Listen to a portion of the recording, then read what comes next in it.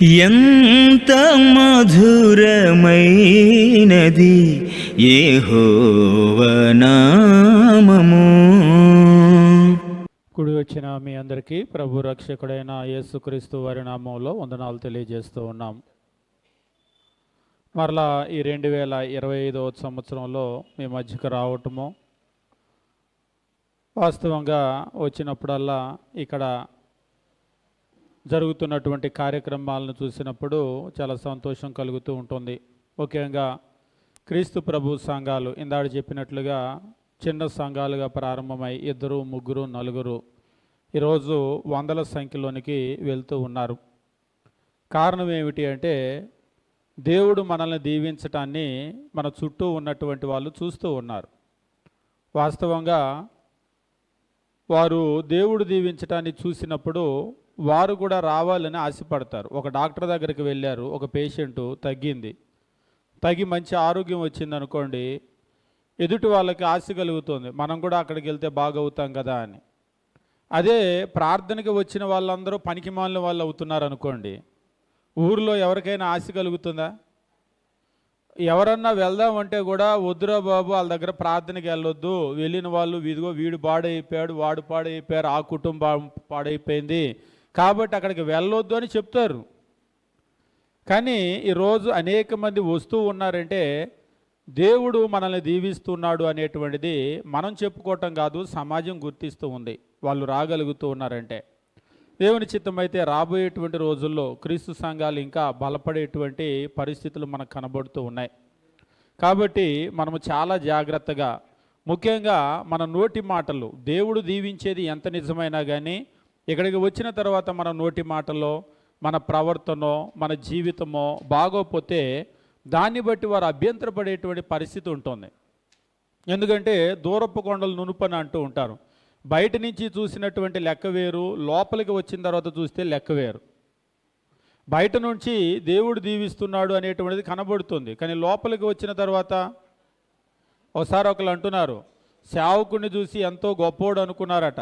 ఆయనతో పరిచయం అయిన తర్వాత ఆయన కూడా కొంచెం కోపంగా మాట్లాడటం, ఆవేశంగా మాట్లాడటం, దగ్గర నుంచి చూసినప్పుడు ఇవన్నీ అర్థమయ్యి మా సేవకుడికి కూడా కోపం ఉందండి అని అంటున్నారు. అంటే దూరం నుంచి చూసేటప్పుడు వేరుగా ఉంటుంది, దగ్గరకు వచ్చిన తర్వాత మనల్ని చాలా సూక్ష్మంగా గమనిస్తూ ఉంటారు. ఇప్పుడు సంఘాలలో కూడా అదే విధమైనటువంటి పరిస్థితి, దగ్గరికి వచ్చిన తర్వాత వాళ్ళు మనల్ని గమనిస్తూ ఉంటారు.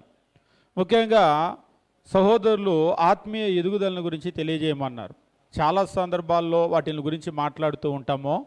మరలా అదే విషయమా లేకపోతే ఏదైనా మార్పులు చేర్పులు జరిగినాయి అని చెప్పేసి అడిగితే అదే విషయాన్ని మాట్లాడమని తెలియజేశారు. ఆత్మీయ ఎదుగుదల అని అన్నప్పుడు మొట్టమొదటి విషయం మనం గుర్తు చేసుకునేది ఏమిటంటే, మానవుడు అంటే ఈ లోకములో ఉన్నటువంటి ఇతర జీవులన్నింటికీ కూడా వ్యత్యాసమైనటువంటి ఒక జీవి. ఎలా అంటే ఈ లోకంలో ప్రతి జీవిని గురించి మనం మాట్లాడేటప్పుడు వాటికి భౌతికమైన ఒక శరీరం ఉంటుంది, వాటిలో ప్రాణం ఉంటుంది. మళ్ళీ చెప్తాను, భౌతికమైన శరీరము, ప్రాణము. మానవునికి కూడా భౌతికమైన శరీరం ఉంది, ప్రాణం ఉంది.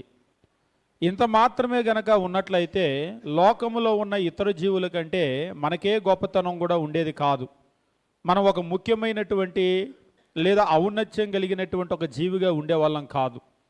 కానీ మానవునికి భౌతికమైన శరీరమో, ప్రాణమో, దీనితో పాటు ఆత్మ కూడా ఉంది.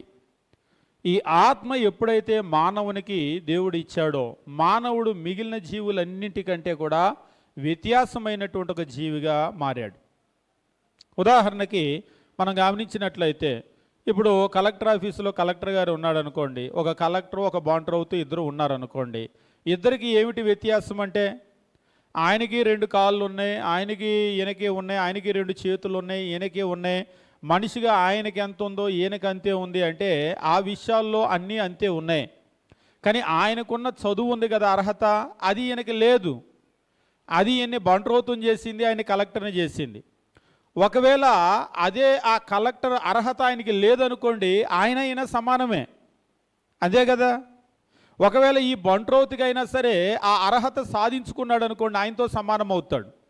నేనేం చెప్తున్నానంటే, ఈరోజు లోకములో మానవునికి ఉన్నటువంటి ఆత్మ ద్వారా ఒక ఉన్నతమైనటువంటి జీవిగా అతడు మారాడు. బైబిల్లో మొదటి పేజీలో మనం చూస్తూ ఉంటాం. ఆదికాండం 1వ అధ్యాయం 26వ వచనం మనం గమనించేటప్పుడు, దేవుడు ఈ లోకమునంతా కూడా సృష్టించిన తర్వాత మానవుని గురించి ఆయన ఆలోచన చేసినప్పుడు సృష్టించటానికి 1వ అధ్యాయం 26వ వచనంలో మనం చూస్తూ ఉంటాం. దేవుడు చెప్తూ ఉంటాడు ఇక్కడ 26వ వచనమో, దేవుడు మన స్వరూపమందు మన పోలిక చొప్పున నరులను చేయుదుమో. మన స్వరూపము మన పోలిక. ప్రపంచంలో మరే ఇతర జీవికి దేవుడు తన స్వరూపము తన పోలిక ఇవ్వలేదు, కేవలము మానవునికి మాత్రమే. కొందరు ఈ విషయంలో కన్ఫ్యూజ్ అయ్యి దేవుడు అంటే శరీరం ఉంటుందేమో అని మనుషులను చేస్తూ ఉంటారు. ఈ శరీరం దేవునికి ఉండదు. మగ శరీరము ఉండదు, ఆడ శరీరము ఉండదు, పురుగుల శరీరము ఉండదు, పక్షుల శరీరము ఉండదు, ఇంకా చెప్పాలంటే భౌతికమైన ఏ శరీరము కూడా దేవునికి ఉండదు. మరి దేవునికి ఏముంటుంది అంటే బైబిల్లో చాలా క్లియర్గా చెప్తూ ఉంటాడు. యోహాను సువార్త 4వ అధ్యాయం 24వ వచనంలో దేవుడు ఆత్మ అని అంటూ ఉంటాడు. గాడ్ ఈ స్పిరిట్, దేవుడు ఆత్మ.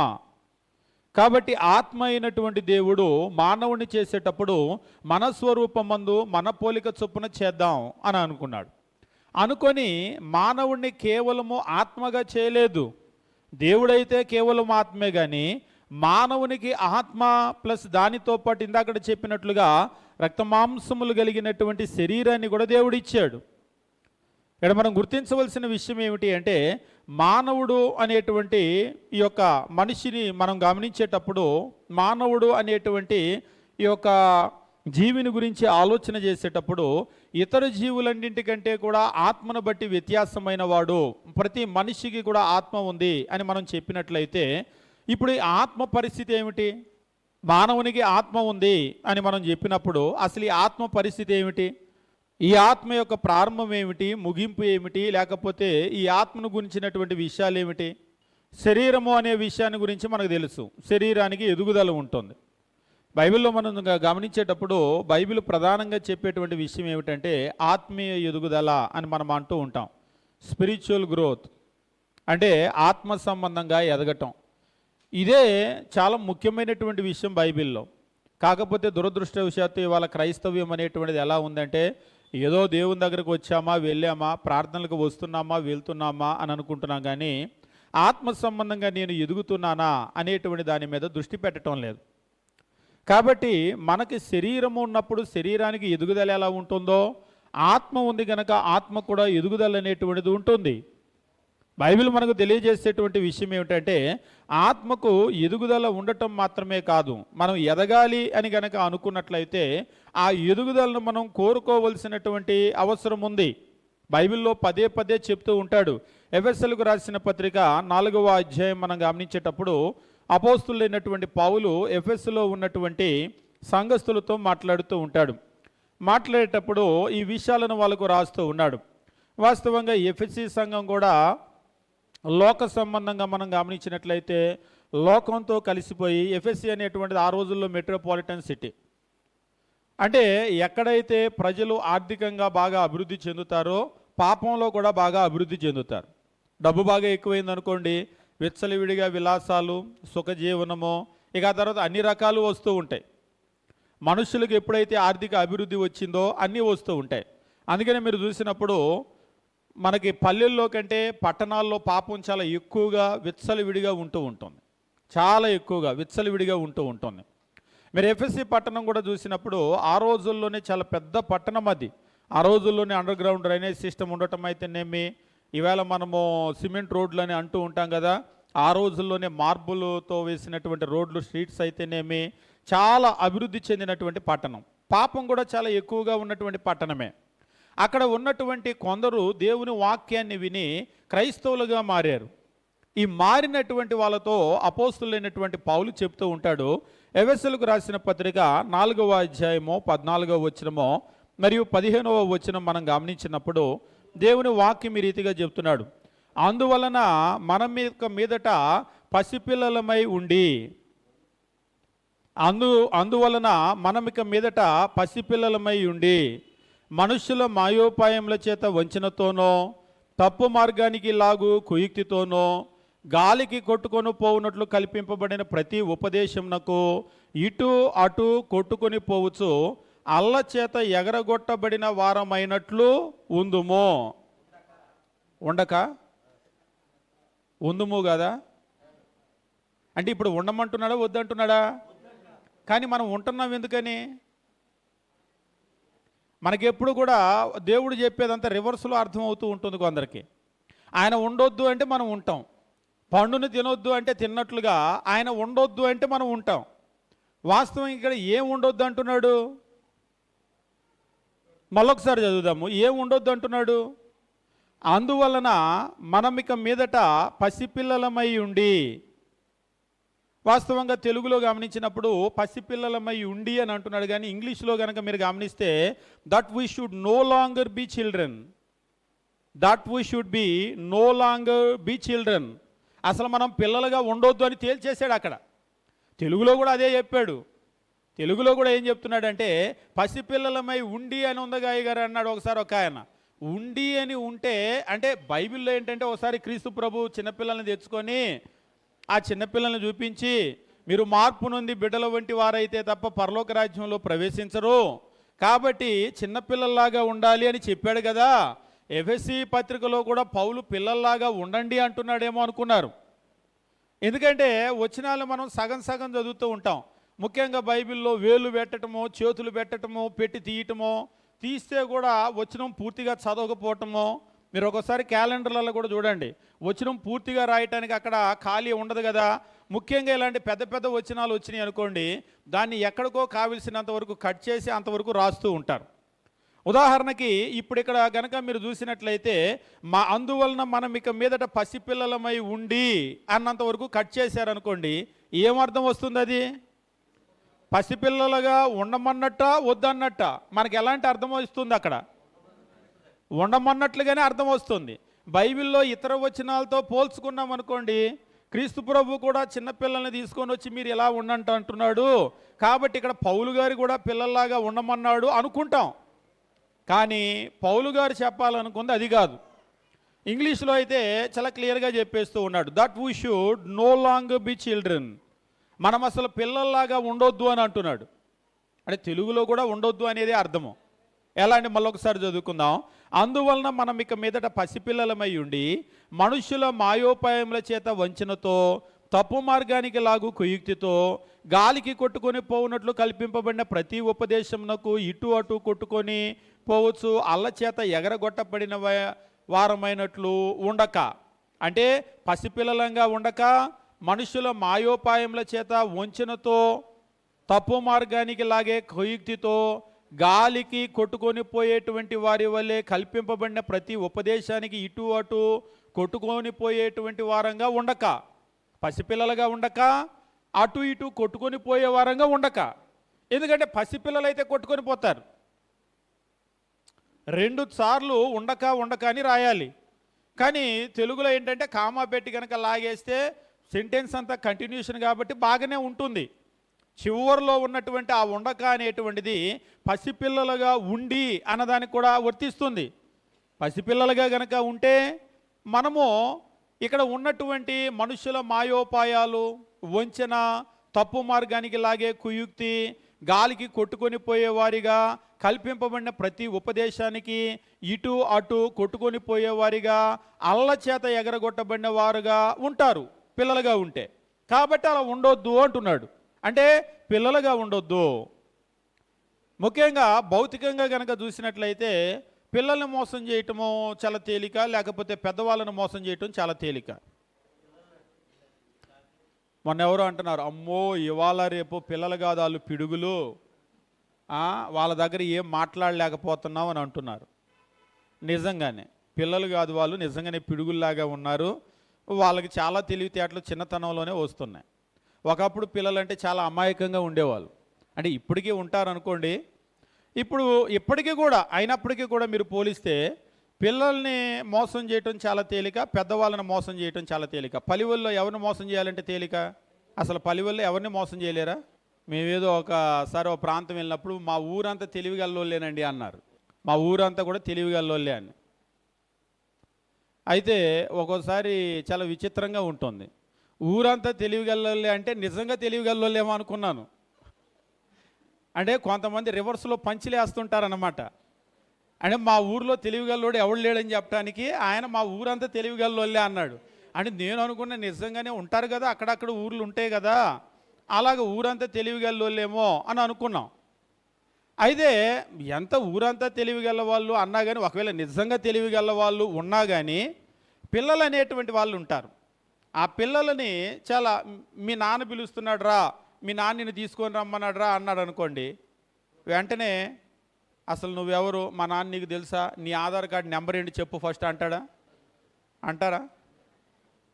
అదే ఇప్పుడు పెద్దోళ్ళు అనుకోండి, వెంటనే ఏమడుగుతారు, అసలు నువ్వెవరు, నీ మొహం ఎప్పుడు చూడలేదే, మా నాన్న నీకు ఎట్లా పరిచయమో, ఇవన్నీ అడుగుతారు కదా. అదే ఇప్పుడు వీళ్ళైతే పిల్లలు చాలా తేలిగ్గా మోసపోతారు. ఎక్కడైనా సరే ప్రపంచంలో పిల్లలు అంటేనే ఏంటంటే ఆ మెచ్యూరిటీ, పరిపక్వత అనేటువంటిది రాని వాళ్ళు.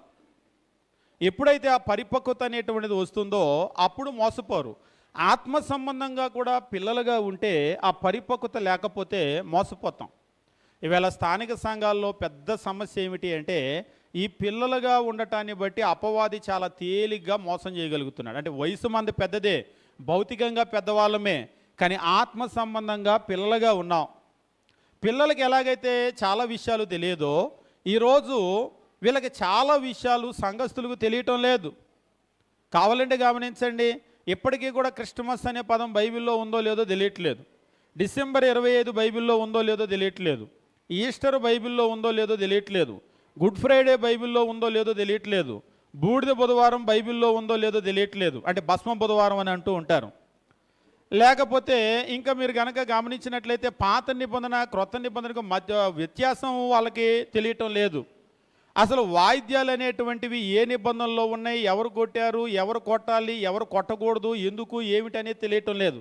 ఇక ఇలా మొదలుపెట్టి కనుక వెళ్తే కొన్ని వందల విషయాలు ఉన్నాయి, అవన్నీ తెలియటం లేదు. ఎందుకు తెలియటం లేదు? వాళ్ళు పసివాళ్ళు కాబట్టి తెలియటం లేదు. ఈరోజు భౌతికంగా ఉన్నటువంటి పసి వాళ్ళకి ఎలాగైతే ఇవాళ చిన్నపిల్లల్ని మీరు పిలిచి అమెరికా ఏంటో తెలుసా అని అంటే, అమెరికా మొన్నే కెనడా మీద మెక్సికో మీద 25% టారిఫ్ విధించాడు తెలుసా అంటే, అసలు కెనడా ఏంటి, మెక్సికో ఏంటి, అసలు టారిఫ్ అంటే ఏంటి, ఏం అర్థం, అదేంటి నువ్వు ఇంగ్లీష్ మీడియం కదా చదివేదంటే పిల్లల్ని ఇంగ్లీష్ మీడియం చదివితే మాత్రము టారిఫ్ అనేటువంటి పదాలు, లేకపోతే ఈ దేశాల మీద మధ్య ఉన్నటువంటి ఆర్థిక పరిస్థితులు ఇవన్నీ తెలుస్తాయా? తెలియదు. అంటే పెద్దవాళ్ళకు కూడా నేర్చుకుంటే తప్ప తెలియదు. చాలా విషయాలు నేర్చుకుంటేనే ఏ విషయమైనా తెలుస్తుంది. పిల్లలు అనేటువంటి వాళ్ళు చాలా విషయాలు నేర్చుకోరు. ముఖ్యంగా ఆత్మ సంబంధంగా కూడా కొంతమంది క్రైస్తవులు ఎంతకాలం ప్రార్థనకు వచ్చినా ఏ విషయాలు నేర్చుకోవటం లేదు. 5 ఏళ్ళు వాళ్ళు ప్రార్థనకు వచ్చినా, 10 ఏళ్ళు వచ్చినా, 25 ఏళ్ళు వచ్చినా, కొంతమంది చచ్చే వరకు వస్తే కూడా ఏమి నేర్చుకోవటం లేదు. వాళ్ళు ఇంకా పిల్లలుగానే ఉంటూ ఉన్నారు. కాబట్టి పిల్లలుగా కనుక ఉన్నట్లయితే చాలా ప్రమాదం అనుకుంటుంది. ఎఫెసీయులకు రాసిన పత్రికలో అపోస్తులైనటువంటి పౌలు వాళ్ళకి అదే తెలియజేస్తున్నాడు. ఏమంటున్నాడంటే, మనము పిల్లలుగా ఉండొద్దు అని అంటున్నాడు. 14వ వచనము 15వ వచనంలో చెప్తూ ఉన్నాడు. 4వ అధ్యాయం 15వ వచనము, ప్రేమ కలిగి సత్యము చెప్పుచు క్రీస్తు వలె ఉండుటకు మనం అన్ని విషయములలో ఎదుగుదము. ఇక్కడ అంటున్నాడు, may grow up in all things, మనం అన్ని విషయాల్లో కూడా ఎదుగుదామని మాత్రమే చెప్పలేదు. ఎన్ని విషయాలు ఎదుగుదాం అంటున్నాడు? May grow up in all things, అన్ని విషయాల్లో కూడా ఎదుగుదాము. కాబట్టి క్రైస్తవులు ఎన్ని విషయాల్లో ఎదగాలని దేవుడు కోరుకుంటున్నాడంటే, అన్ని విషయాలలో కూడా మనం ఎదగాలి, జ్ఞానం కలిగినటువంటి వారిగా ఉండాలి. కానీ దురదృష్టవశాత్తు ఇవాళ క్రైస్తవులు ఎదగటం లేదు. అన్ని విషయాల్లో కాదు, కొన్ని విషయాల్లో కూడా ఎదగటం లేదు. అందువల్ల ఏమవుతుంది అంటే మోసపోతూ ఉన్నారు, నష్టపోతూ ఉన్నారు. మన ఆత్మ సంబంధమైనటువంటి జీవితంలో చాలా మోసం అనేటువంటిది జరుగుతూ ఉంది. పేతురు రాసినటువంటి 2వ పత్రిక మనం గమనించేటప్పుడు, పేతురు రాసినటువంటి 2వ పత్రిక 3వ అధ్యాయము మనం గమనించేటప్పుడు దేవుని వాక్యం ఈ రీతిగా తెలియజేస్తూ ఉంటాడు. 3వ అధ్యాయము మనం గమనించేటప్పుడు 18వ వచనం మనం చూసినట్లయితే, మన ప్రభువును రక్షకుడునైన యేసుక్రీస్తు అనుగ్రహించు కృపయందునో జ్ఞానమందునో అభివృద్ధి పొందుడి, ఎదగండి. But grow in the grace and knowledge of our Lord and Saviour Jesus Christ. ఇక్కడ అంటున్నాడు, మన ప్రభు రక్షకుడైన యేసుక్రీస్తు అనుగ్రహించే కృపయందు జ్ఞానమందు అభివృద్ధి పొందుదాం, ఎదుగుదాం. అంటే మనం క్రైస్తవులను దేవుడు ఏం కోరుకుంటున్నాడంటే మనం ఎదగాలి, ఎదగాలి, ఎదగాలి, అన్ని విషయాల్లో ఎదుగుదామని అన్నాడు. ఇక్కడ అంటున్నాడు కృపలో ఎదుగుదాము, జ్ఞానములో ఎదుగుదాము. ఇక్కడ నేను ఒక విషయం చెప్పి ముందుకెళ్తాను. కృపలో ఎదగటం అంటే, జ్ఞానంలో ఎదగటం గురించి నేను పెద్దగా చెప్పాల్సిన పని లేదు. కృపలో ఎదగటం అంటే, మొన్న ఒక సహోదరుడితో మాట్లాడాను. యూకేలో చదువుకుంటూ ఉన్నాడు. తను యూకేలో వేల్స్లో చదువుకుంటూ ఉన్నాడు. ఒక యూనివర్సిటీలో జాయిన్ అయ్యాడు. కొంచెం ఇబ్బందికి అక్కడ గురైనప్పుడు వాళ్ళ అమ్మ ఫోన్ చేసింది. చేస్తే ఆ అబ్బాయితో మాట్లాడేటప్పుడు ఏంటి పరిస్థితి, ఎట్లా ఉంది అని అడిగితే తను చెప్తున్నాడు, నా మొహం చూస్తే ఎవరికి సాయం చేయబుద్ధి కావట్లేదని, ఏమో ఎవరు చూసినా సాయం చేయట్లేదు నాకు అని మాట్లాడుతూ ఉన్నాడు. తెలుగులో కూడా ఒక సామెత ఉంటుంది, కొందరిని చూస్తే పెట్టబుద్ధి అవుతుంది, కొందరిని చూస్తే కొట్టబుద్ధి అవుతుంది. సరే, కొందరి గురించి ఎందుకులే కానీ అసలు మన గురించి జనాలకి ఏమనిపిస్తుంది? మనల్ని చూస్తే పెట్టాలనిపిస్తుందా, కొట్టాలనిపిస్తుందా? మిమ్మల్ని చూసి ఎవరికైనా ఏమనిపిస్తుంది? మిమ్మల్ని చూస్తే? బయటికి చెప్పొద్దులే, లోపల లోపల మీరే అనుకోండి. మిమ్మల్ని చూసి ఎవరికైనా ఏమనిపిస్తుంది? నేను నోరు తెరిచి ఏదన్నా అడిగితేనండి ఎవ్వరు కూడా నన్ను కాదనరు అనేటువంటి వాళ్ళు ఎంతమంది ఉంటారు? చెయ్యేమి ఎత్తవద్దు అనేవాళ్ళు ఎంతమంది ఉంటారు? నేను నోరు తెరిచి కనుక అడిగితే మా ఇంట్లోనో లేకపోతే మా ఊరిలోనో ఎవ్వరు కూడా కాదనేటువంటి వాళ్ళు ఉండరు. కొంతమంది వాళ్ళు నోరు తెరిచి అడిగితేనే చెయ్యాలని అనిపిస్తూ ఉంటుంది. నిజంగా చేసే పరిస్థితి లేకపోతే కూడా చెయ్యాలని అనిపిస్తూ ఉంటుంది. పని మీకు అర్థమయ్యేటట్టు చెప్తాను. అడుక్కోవటానికి ఎవరన్నా వచ్చారనుకోండి, వాళ్ళు ఏమని అడుగుతారు? పలివెల్లో అడుక్కోవటానికి ఎవరైనా ఇంటికి వచ్చారు, ఎవరా రేపు అడుక్కునే వాళ్ళు రావటం లేదుగా, వస్తున్నారా? మాకు టౌన్లలో అడుక్కునే వాళ్ళు లేరు. ఫ్రిడ్జ్లు వచ్చేసిన తర్వాత ఎవరు అడుక్కునే వాళ్ళకి వేయట్లేదు. లోపల పెట్టుకొని తెల్లారికి వేడి చేసుకొని వీళ్ళు అడుక్కునే వాళ్ళు అవతారం ఎత్తారు. ఎత్తి పొద్దున్నే వాళ్ళు వేడి చేసుకొని తినేస్తారు. కాబట్టి అడుక్కునే వాళ్ళ ఉద్యోగాలని ఊడిపోయినాయి అక్కడ. ఇంకెవరు అంటే వాళ్ళకు కూడా తెలుసు, ఒకప్పుడు అమ్మ ఒక ముద్దుంటే ఏ తల్లి అంటున్నారు, ఈ ఏసే ముద్దలన్నీ ఫ్రిడ్జ్లోకి వెళ్ళిపోయినాయి. ఎవరా ముద్దలు వేయట్లేదు ఇప్పుడు.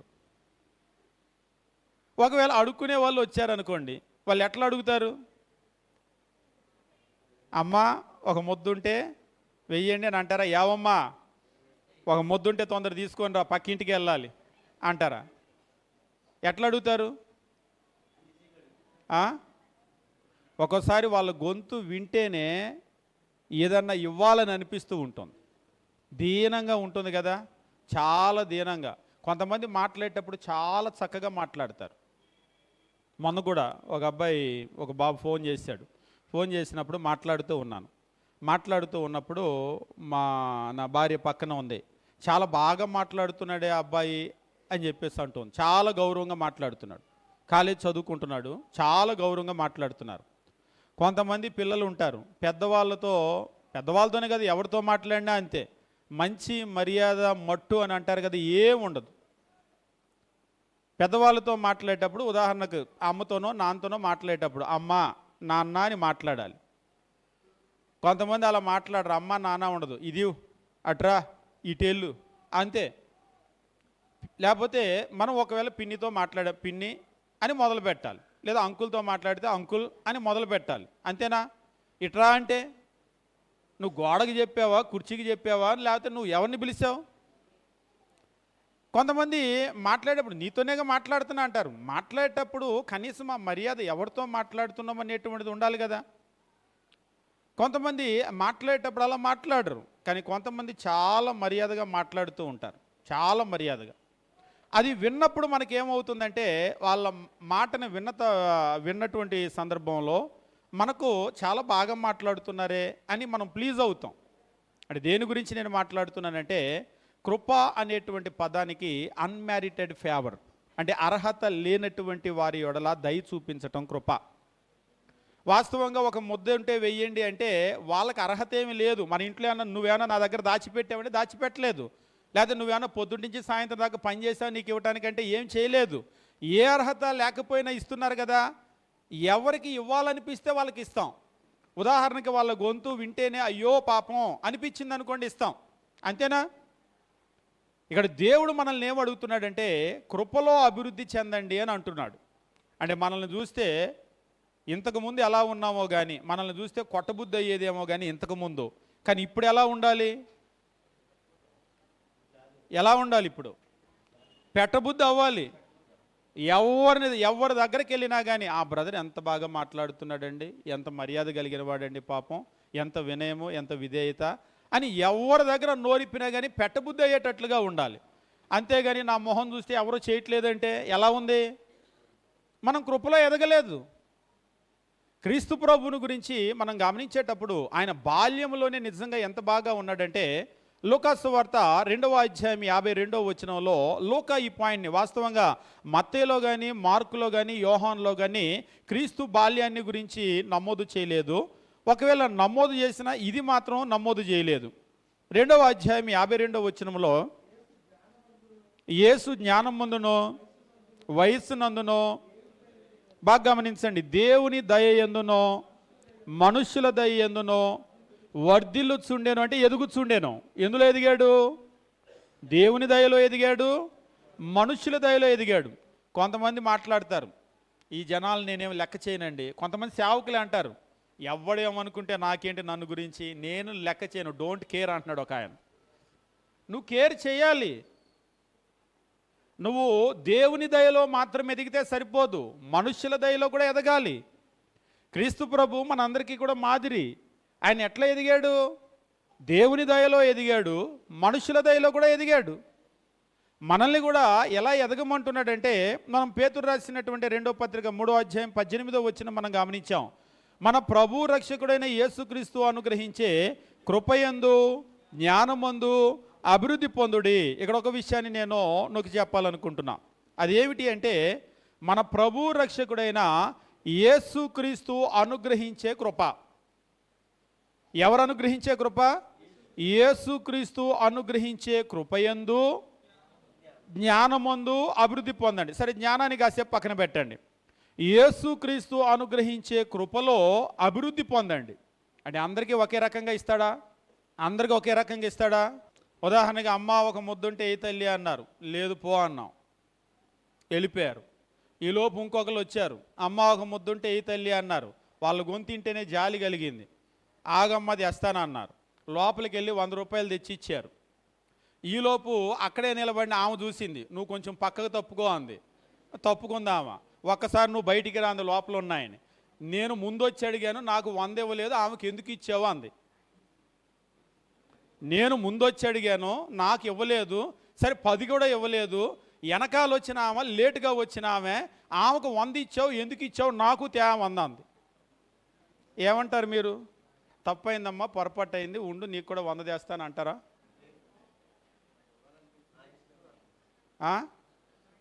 సరేలే అమ్మా, ఏదో ఇచ్చాను, నువ్వేం అనుకోబాకు, నువ్వు అట్లా మాట్లాడబాక అంటారా? ఏమంటారు మీరు? నాకు 100 తే అంది, నేను ముందు వచ్చాను కాబట్టి 200 తే అంది. వెనకొచ్చిన వాళ్ళకే 100 ఇస్తే ముందు వచ్చిన నాకు 200 అయినా ఇవ్వాలి, నాకు 200 తే అంది. మీరేమంటారు? ఏమనరు అసలు? అందరూ అంటున్నారు నా ఇష్టం, నా ఇష్టం, నువ్వు అడిగావు కాబట్టి ఇక్కడే నించో అని ఇంకొక 100 తెచ్చి మళ్ళీ ఆమెకే ఇస్తాం, ఇప్పుడు పో అంటాం. అంతేనా? నా సొమ్ము నా ఇష్టం, ఎవరికి ఇవ్వాలంటే వాళ్ళకి ఇస్తాం. అలాగనే దేవుని దీవెనలో కూడా ఆయన ఇష్టం. ఎవరికి ఇవ్వాలనుకుంటే, ఎంత ఇవ్వాలనుకుంటే అంత ఇస్తాడు.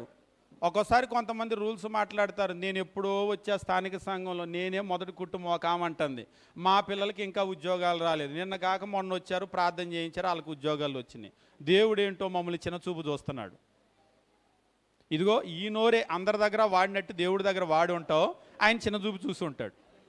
అంతేగా? ఇప్పుడు కొంతమంది నోరు దేవుడికి అన్నీ వినపడతాయి, మన సనుగులు వినపడతాయి, మన గొనుగులు వినపడతాయి. సంఖ్యాకాండం మీరు కనుక గమనించినట్లయితే వాళ్ళ సనుగులు వాళ్ళ గొనుగులు మోషేకి వినపడ్డాయో లేదో కానీ వాళ్ళందరి గొనుగులు సనుగులు దేవునికి వినపడ్డాయి. ఎక్కడైనా సనుగులు గొనుగులు దేవుడు ఒప్పుకున్నాడా? అస్సలు ఒప్పుకోలేదు. ఈరోజు నిజంగా దయ పొందటము అనేటువంటి మాట చాలా ముఖ్యమైనటువంటి విషయం మన జీవితాల్లో. మనం ఎదగాలి. ఒకప్పుడు అవన్నీ మాట్లాడేవాళ్ళం, కానీ ఇప్పుడు మనం ఎట్లా ఉండాలి అంటే మనం ఎదగవలసినటువంటి అవసరం ఉంది. దయలో ఎదగాలి. ముఖ్యంగా మనకు ఎవరిని చూస్తే దయ కలుగుతుంది? మాటకు మాట అంటూ ఉన్నారు, వాళ్ళని చూస్తే దయ కలుగుతుందా? ఒక దెబ్బ కొడితే కూడా, ఉదాహరణకి రోడ్డు మీద ఇద్దరు పిల్లలు కొట్టుకుంటున్నారు, ఒక పిల్లోడు ఇంకో పిల్లోడిని కొట్టేస్తూ ఉన్నాడు అనుకోండి. ఒకసారి మేము మా ఇంటి దగ్గర కూడా ఇలాగనే రోడ్డు మీద ఇద్దరు స్కూల్ పిల్లలు వెళ్తున్నారు, ఇద్దరు పిల్లలు కొట్టుకోవటం కాదు, ఒక పిల్లోడు ఏం చేస్తున్నాడంటే రెండో పిల్లోడిని కడుపులో పెట్టి గుద్దేస్తున్నాడు, గప్పి గప్పి గప్పి అని గుద్దుతున్నాడు. పాపం ఆ పిల్లోడు అడ్డుకోలేకపోతున్నాడు, దెబ్బలు తింటున్నాడు. ఈలోపు ఇంట్లో వాళ్ళు చూసి, ఎందుకు ఆ పిల్లోడిని అలా కొడుతున్నావు అని వీళ్ళు వెళ్ళారు అడ్డు. నేను అడిగా, మీ చుట్టమా మీ బంధువా అని. చుట్టం బంధువు ఏంటండి, పాపం అలా కొట్టేస్తుంటే, ఆ పిల్లోడిని పట్టుకొని అలా కడుపులో గుద్దేస్తుంటే, అంటే వాళ్ళకి చూసేసరికి అయ్యో అనిపించింది. ఆ పిల్లోడిని అలా కొట్టేస్తున్నాడు, ఆ పిల్లోడు అడ్డుకోలేకపోతున్నాడని ఆ పిల్లోడి తరపున వీళ్ళు వచ్చారు. అదే వాడు 2 గుద్దులు గుద్దే, వీడు 2 గుద్దులు గుద్దాడు. ఇప్పుడు ఏమనిపిస్తుంది? లోపల నుంచి సరిపోయారులే, కొట్టుకుంటున్నారు పోండి అని అంటారు. ఇప్పుడు నేను చెప్పిన ఆ పాయింట్ మీకు అర్థమై ఉంటుంది. దేవుడు కూడా మనకి ఏదైనా, ఒకవేళ ప్రజలు ఇబ్బందులకు గురి చేసినా, మనకి ఏదైనా కీడు చేసినా, హాని చేసినా, మనం దాన్ని భరించే పరిస్థితిలో గనక ఉన్నామనుకోండి, ఆయన చూసి అయ్యో అని అనుకుంటాడు మనల్ని. ఆయనకి మన మీద పొరపాటున జాలి దయ గనక కలిగిందనుకోండి, మన పక్షాన ఆయన వస్తాడు. ఇక మన పక్షాన ఆయన వస్తే ఎట్లా ఉంటుందో మీకు తెలుసు, నేను చెప్పాల్సిన అవసరం లేదు. అలా కాకుండా మనమే ఎదిరిస్తే, సరిపోయిందిలే చూసుకుంటున్నాడుగా, చూసుకొని నా దగ్గరకు వచ్చినప్పుడు చూద్దాం. నిజంగా ఈరోజు మనుషులు మనం ఎట్లా ఉన్నామంటే, క్రీస్తు ప్రభు చూడండి, ఆయన కొట్టారు నోరెత్తలేదు, ఆయన గుద్దారు నోరెత్తలేదు, చివరికి అన్యాయంగానే ఆయన్ని చంపారు, సిలువ వేశారు, అయినా నోరెత్తలేదు. ఈరోజు క్రీస్తు ప్రభు మనకి ఏమి నేర్పిస్తున్నాడంటే ఆ జీవన విధానం నేర్పిస్తున్నాడు. అది నేర్చుకుంటున్నాం ప్రార్థనకు వచ్చి. అవునండి, ప్రార్థనకి నేను రాకముందు అలా ఉన్నాను, కానీ వచ్చిన తర్వాత ఇప్పుడు అసలు నేను ఎవ్వరేం చేసినా కానీ నేనేం మాట్లాడట్లేదు, నేనంతా సహిస్తున్నాను, భరిస్తున్నాను అనే వాళ్ళు ఎంతమంది ఉంటారు? నేను కృపలో చాలా ఎదిగాను, నిజంగా కృప పొందాలి అంటే నాకు మించిన వాళ్ళు సంఘంలో ఎవరూ లేరు అనేవాళ్ళు ఎంతమంది ఉంటాం? దేవుడు మనల్ని ఎదగమని చెప్పేసి అంటున్నాడు. అదే లోకం అనుకోండి, కీడుకు కీడు, హానికి హాని, ఒక మాట అంటే 4 మాటలు. ఏదన్నా వాళ్ళు కీడు చేశారనుకోండి, ఇంకా ఎక్కువ కీడు చేయటం, ఇట్లా ఆలోచన చేస్తూ ఉంటారు. కానీ క్రైస్తవ జీవితం దేవుడు మనకు అది నేర్పించటం లేదు. కాబట్టి మనం ఎదగాలి. దేవుడు ఏం కోరుకుంటున్నాడంటే మనల్ని ఎదగమని కోరుకుంటున్నాడు. ఎందులో ఎదగమని కోరుకుంటున్నాడంటే ఆత్మ సంబంధంగా మనం ఎదగాలని దేవుడు కోరుకుంటున్నాడు, జ్ఞానంలో ఎదగాలని కోరుకుంటున్నాడు. ఇక్కడ చెప్తున్నాడు కృపలో ఎదగాలని చెప్పేసి కోరుకుంటున్నాడు. అయితే మనం గమనించవలసినటువంటి విషయం ఏమిటి అంటే, ఎదగాలి అంటే ఎవరికి సాధ్యమవుతుంది, ఎవరికి సాధ్యం అవ్వదు. ఎదుగుదల ఎవరికి సాధ్యం అవుతుంది, ఎవరికి సాధ్యం అవ్వదు. ఇక్కడ ఉన్న వాళ్ళు పలివెల్లో పుట్టిన వాళ్ళ చేతులు ఎత్తండి, అందరి చేతులు దించండి. మీరందరూ కూడా ఒకే బరువు ఉంటారా? ఒకవేళ ఇక్కడ బరువు తూసేటువంటి మిషన్ కనుక పెట్టారనుకోండి, ఆ మిషన్ ఎక్కిచ్చారనుకోండి, అందరూ ఒకటే బరువు ఉంటారా? ఎందుకు ఉండరు? అంటే వాళ్ళ వయసు ఎక్కువ, మా వయసు తక్కువనా? పోనీ ఒకే వయసు ఉన్నటువంటి పిల్లల్ని కనుక ఎక్కించారనుకోండి, పోనీ పెద్దవాళ్ళని ఎక్కించారనుకోండి, ఒకే బరువు ఉంటారా? ఉండరు. ఎందుకు ఉండట్లేదు? నిన్న ఒక చోట మీటింగ్కి వెళ్ళాం. ఒక సేవకుడు మాట్లాడుతూ నా గురించి మాట్లాడుతున్నాడు. మా అందరికీ పొట్టలు బాగా ఉన్నాయి, రత్నకిషోర్ గారికి పొట్టలేదు, చక్కగా ఉన్నారని. పొట్టలేదు, చక్కగా ఉన్నారు అంటే నాకు పొట్ట రావాలంటే వస్తుంది, ఎందుకు రాదు? రోజు మాకు కూడా టీలు ఇస్తారు, టిఫిన్లు ఇస్తారు, పప్పులు పెడతారు, రోజు మాంసమే పెడతారు. కాకపోతే రావటం లేదు అంటే రాకుండా దాన్ని కష్టపడుతున్నాం. ఊరికినేమి యాదృచ్ఛికంగా జరగటం లేదు. అది వాస్తవంగా కార్బోహైడ్రేట్స్ ఎక్కువగా తింటే మనకు బరువు పెరిగిపోతూ ఉంటుంది. అందువల్ల ఏం చేస్తామంటే దాన్ని జాగ్రత్తగా ఆపేస్తూ ఉంటాం. ఒకవేళ ఇప్పుడు నాకు గట్టిగా భోజనం పెట్టారనుకోండి, పెడతారు గట్టిగానే, ఇంటికి వెళ్ళిపోయిన తర్వాత నైట్ తిన్నాం, రేపు పొద్దున తిన్నాం, మళ్ళీ రేపు మధ్యాహ్నం తింటాను, మళ్ళీ రేపు మధ్యాహ్నం తిన్నాను అనుకోండి, ఎల్లుండి మధ్యాహ్నం తింటాను. అలాగా జాగ్రత్తగా మన శరీరాన్ని చూసుకొని మనం తింటూ ఉన్నాం అనుకోండి, దాన్ని బట్టి మన శరీరం జాగ్రత్తగా ఉంటుంది. అంటే ఇప్పుడు నేను చెప్పాలనుకున్నటువంటి విషయం ఏమిటంటే, ఒకే ఊరిలో పుట్టినా కానీ మనమందరం ఒకే బరువు ఎందుకు లేము, ఎక్కువ తక్కువలు ఎందుకు ఉన్నాయి అంటే అదేమి యాదృచ్ఛికంగా జరిగేది కాదు. మీరు కావాలంటే ఏ వ్యక్తినైనా సరే శారీరకంగా బలంగా ఉండే, ముఖ్యంగా జిమ్ముల్లో చూస్తారు కదా, శారీరకంగా బలంగా ఉండే ఒక వ్యక్తిని మీరు ఎప్పుడైనా చూడండి, ఎలా నీకు ఇంత బలం వచ్చింది అని అడగండి. ఏం చెప్తారు వాళ్ళు? బాగా తిని ఎక్కడికి తిరగకుండా సోమరుడిలాగా ఇంట్లో నీడపట్టును ఉంటున్నాను, దాంతో చాలా బలవంతుడిని అయ్యానని చెప్తారు ఎవరైనా? అట్లా అవరా? మరి ఎట్లా అవుతారు బలవంతులు అవ్వాలంటే? ఒకసారి ఒక వ్యక్తి అడుగుతున్నాడు, తింటే పొట్ట పెరుగుతుంది, ఒళ్ళు పెరుగుతుంది, కానీ కండలు పెరగట్లేదు సార్ అంటున్నాడు ఒక ఆయన. తింటే పొట్ట పెరుగుతుంది, ఒళ్ళు కూడా పెరుగుతుంది, కానీ కండలు పెరగటం లేదట. అంటే తింటే పెరుగుతుందని ఎవరో అన్నారు. అలాగని చెప్పేసి బాగా తింటుంటే పొట్ట పెరిగిపోతుంది, ఒళ్ళు పెరిగిపోతుంది, బరువు పెరిగిపోతుంది, కానీ కండలు పెరగటం లేదు. నిజమే, కండ పెరగాలి అని చెప్పేసి అంటే మీరు ఎప్పుడైనా సరే మీకు స్ట్రెంగ్త్ ట్రైనింగ్ అని చెప్పేసి అంటూ ఉంటారు. అంటే బరువు ఎత్తాలి ఎప్పుడైనా సరే. ఎంత బరువు అయితే మీరు ఎత్తుతారో, బరువు ఎత్తినప్పుడు ఏమవుతుందంటే ఈ మజిల్లో గ్రోత్ అనేది వస్తుంది. మీరు ఎవరికైనా సరే కండ గట్టిగా ఉంది అంటే కూర్చునే మనిషి అయితే కాదు, అది కూడా గట్టి చేతులు, గట్టి శరీరము, దేహదారుఢ్యం ఉంది అంటే బలమైన బరువైన పని చేస్తారు. ఒకవేళ పని కావచ్చు, వ్యాయామం కావచ్చు, ఏదైనా సరే. మీరు అందుకనే బాగా కండలు పెంచిన వాళ్ళని మీరు చూస్తూ ఉంటారు కదా, చాలా బరువులు ఎత్తుతూ ఉంటారు, అందుకనే వాళ్ళు బలంగా తయారవుతారు. ఈరోజు మనం కూడా ఎదగాలి అనేటువంటి కోరికే లేదనుకోండి, అసలు ఏం పెడితే అది తింటాం. కొంతమంది అదొద్దు, ఇదొద్దు, అంతొద్దు, ఇంతొద్దు అని అంటారు. జాగ్రత్తగా కొలుచుకొని తింటూ ఉంటారు, జాగ్రత్తగా మంచి ఆహారం తింటూ ఉంటారు. దాన్ని బట్టి మంచి శరీరమో మంచి ఎదుగుదల వస్తుంది.